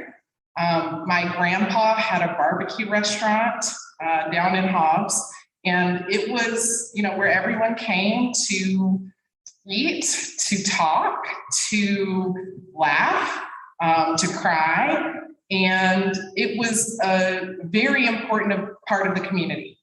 The community in Hobbs, the Black community in Hobbs, they raised me. I, went to the Juneteenth park, went to the Juneteenth celebrations at the park across from Washington. My grandparents lived across the street from Booker T. Washington. It was a community, it was a village of people that raised me in that community. And so to hear that there's a threat to that community really made me get out here today and come and speak to you. Now I live here in Albuquerque, and I have been embraced by the Black community here in Albuquerque. And so I wanted to speak to that experience as well. I've had attorneys who made it possible for me to be here today. Dr. Becknell, like I said, from Hobbs, his brother, Raymond Hamilton from Hobbs, is the reason that I'm the president of the New Mexico Black Lawyers Association today, right? So representation matters. It's important. It's important that we keep our Black community voice protected and together. And this is part of that process. And so it's a big decision. As was already stated, this is 10 years.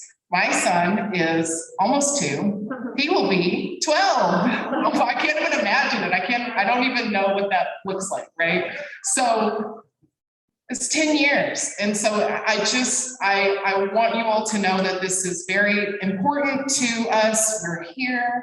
We're speaking to you from our hearts. And I just urge you to take into consideration the maps that Mason put together. I'm not a maps person. I'm not a data person. I'm glad we have those people here to do that part. I can only talk to you about my experience being a New Mexican and loving this place with all of my body and soul. So I just ask you to take our words and our thoughts and our requests into consideration. Thank you.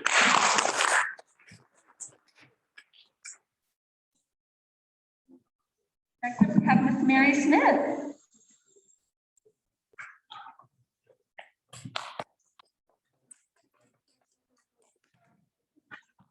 Shorter than everybody, especially Asia. Good evening, Justice Chavez and members of the committee. My name is Mary H. Smith, and I'm a resident of Albuquerque, and I'm going to change gears entirely from what was just said. I would like to encourage the committee to identify Albuquerque's Nob Hill neighborhood as a community of interest and to keep it intact in the State House districting that you will do.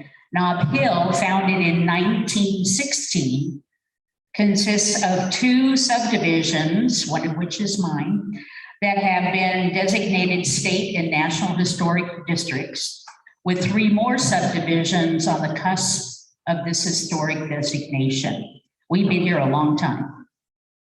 Nob Hill's boundaries are Girard on the west, Lomas on the north, Washington on the east, and Garfield and Zuni on the south. So just a little bit east and south of the university for the most part. The redistricting in 2012, for the first time, split Nob Hill into 2 separate state house districts, 18 and 19. As an aside, one of our House members voted yes on the legislation creating this committee, and the other voted no. So we had 2 entirely different positions on redistricting and the committee and the committee's work that they've been doing.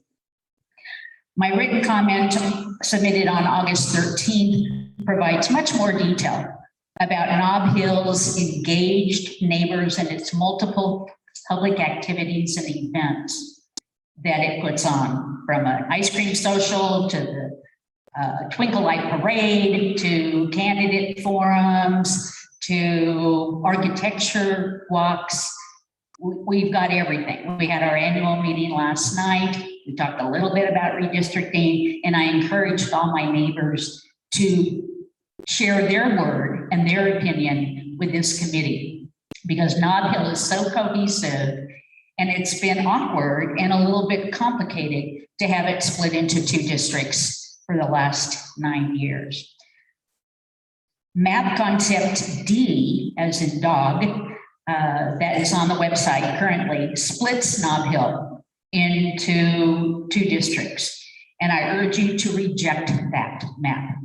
I respectfully urge the committee to identify Nob Hill as a community of interest and keep it intact in 1 state house district. And in looking very quickly at Mason's map that he had submitted, I believe he does keep Nob Hill intact. So thank you for that, Mason. And thank you for that. And I do want to give a shout out to Representative Figueroa. I've been involved in some fashion in redistricting for over 20 years. And I was so proud, she's not my rep, but I was so proud to have her be such a strong voice in making sure that the people's voice is heard in redistricting. And I want to thank the committee for the work that you've been doing. I've been so proud of you and the work that you do. And I wish you Godspeed as you go forward. Thanks so much.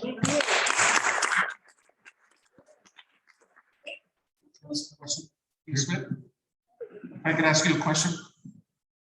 Just if you've formally submitted testimony about Nob Hill as a community of interest, and if you've encouraged others to do the same. I did. I did last night at our Nob Hill Neighborhood Association annual meeting. I encouraged people to do that. Senator Antoinette Cedillo Lopez was also at our meeting, and she echoed my request that people hear from other voices. I've been sending out information about the committee and the committee's work to my neighborhood associations listserv on a regular basis. So they've heard from me, you've heard from me, but I'm only one voice in Nob Hill. And again, just would like to keep Nob Hill intact, because we really are one ancient community, 105 years old this year. So thank you. Ms. Smith did submit remarks. Unfortunately, the word knob ended up appearing as an asterisk, so that may be why you didn't see it. But it's probably on the fourth page of the comments. Thank you. It looks like, is Steve Wong still here? Looks like no. Yeah, that's it. For the correct. Okay. Connie Walsh? Dr. David Altraki? Okay. Maribel Miranda? I just have one thing to say. I just want to let y'all know that we've heard how some things have gone in the South for y'all, but we're sorry. And with that being said, the COC, we meant to say to get with somebody on this commission, on this space, so we can give y'all some community agreements to read out to people so they don't act up at another meeting. So if you're interested in how the COC runs their meetings, please, I'll drop my All right, thank you. Can we move on to Senate matters? Mr. Chairman, before we go on, let me just say this to the Black American Caucus. I will apologize to you and the Asian American population for not emphasizing back when I was talking about the tribes that we should have been thinking about you and them as well. I really am sorry for doing that. I will tell you, it's been a tough week for me, but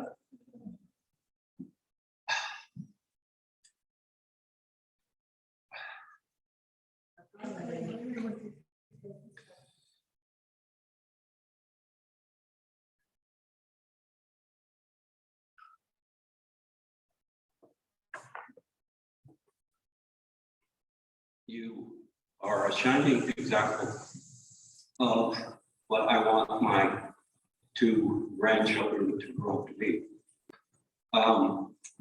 They are Asher, who is age 4, Asher Bilal, and Bakari Bilal. I'm hoping that my daughter and my son-in-law will have take this so that when they're old enough, they can see what you talked about, and especially what Reverend McNeil talked about. So they understand exactly what has happened in New Mexico and throughout the country as a result of racism, bigotry, all the things that all of us despise. I want them to be like you. I want them to be active. I want them to be able to express themselves without fear of any type of reprisal. I want them to grow up as New Mexicans, Black New Mexicans, and understanding the history that has happened here and the pain that our ancestors may have caused to a number of different ethnic groups. So again, I apologize for not emphasizing it as I should have. And again, I just want to thank you for being who you are and that shining example for my grandchildren. So thank you.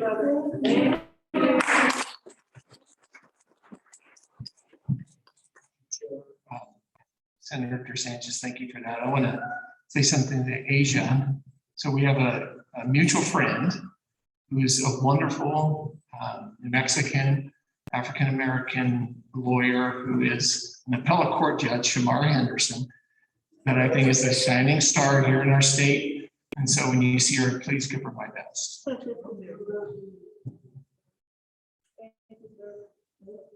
Thank you.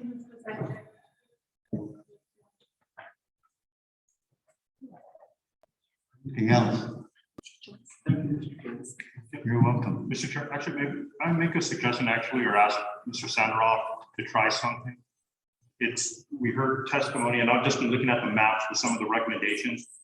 I'm looking at map A.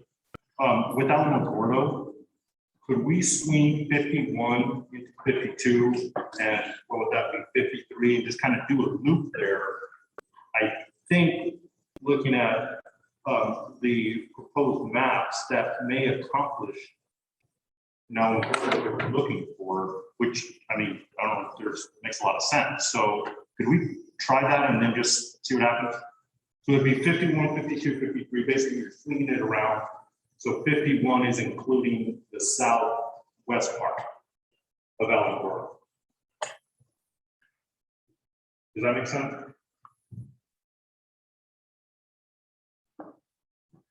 Mr. I just want some clarification and Committee Member Salcedo on which concept with that House Senate. I would clarification on that. House. Okay. No, do you know what? We can talk about it later. Why don't we do that? Let's keep moving. Yeah. That's okay. I'm going to make it really difficult and tell you, I want you to do exactly what we talked about at Crown Point, and then hear about external boundaries for Native American maps. All right, and I'd like to see how, with some kind of overlay, what, and I apologize to call them Mason's maps, but that's what everybody's. All right, so Mason's maps look like, all right, in concept E. I would like to see what the Native American external boundaries look like, and then what we've heard from Mason in his maps as well. I need one place to try to see all of the regional input, if you would, please. And just to clarify, so we'll take concept B on the House and we'll drop on top of it as an overlay, say the Native American concepts. We can also drop on there the Mason map. And how's that? It sounds good. So, all right. And as a reference, and just see how they compare. Yeah, that would be great. Okay. Please. I wanted to make an invitation, and I know this is obvious, but I want to err on the side of being explicit and make the invitation that once we complete our work, it does go back to the legislature, and the influence that Dr. McDowell was talking about, we're going to need that again. So the work does not finish when we finish our work. If anything, it's going to become even more important. So we're going to have to figure that out together. We'll be there. Can I just tell Lisa Christopherson, thank you for coming in person, because Lisa and I see each other a lot, but only over Zoom. So, wow, you have legs and everything. I could say this thing for you. We have another member from the community, Monique Archibald.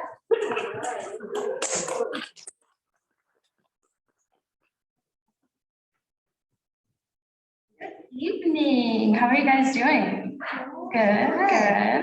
I just have to say I didn't have anything planned because I've been at work, and I was hoping I might be able to catch this on Zoom, but I'm even happier in person.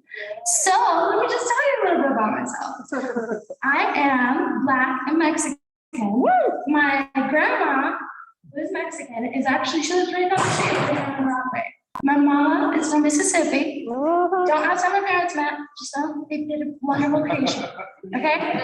So, my dad was in the military, and I moved around my whole life. And I came here to UNM to be a Lobo. And I graduated, and I'm still here. Some might say that's not so great. But I actually really love calling this place my home. And one of the things that's really different about Albuquerque is that even though our Black community is what, you know, you guys like to call statistically insignificant, which I advise you to please take that out of your vocabulary. That would not be this committee. Yeah. Thank you, thank you, thank you. However, this community has fully embraced me. I am actually applying for law school, and Shamara Henderson, Judge Henderson, is actually one of my mentors. And the way that I have been brought in and loved like no other by these group of beautiful, beautiful Black women has just been impeccable. And to divide up our power in this state would be a great detriment to you all, because the thing is that you have to make this a place where we would want to stay. Now, I'm not saying I'm an ideal citizen, but I'm pretty much an ideal citizen. I'm degreed, I'm looking for work, I want to boost the economy, I want to buy a home here, but in comparison, looking at all the other states, their Black community is treated a lot better than they are, or than people are here. So I highly advise you, please follow Mason's maps, because this is going to be the future. I mean, the babies are all going to eventually look like us. So either get with it or we're going to be here in 10 years talking about it some more. Thank you.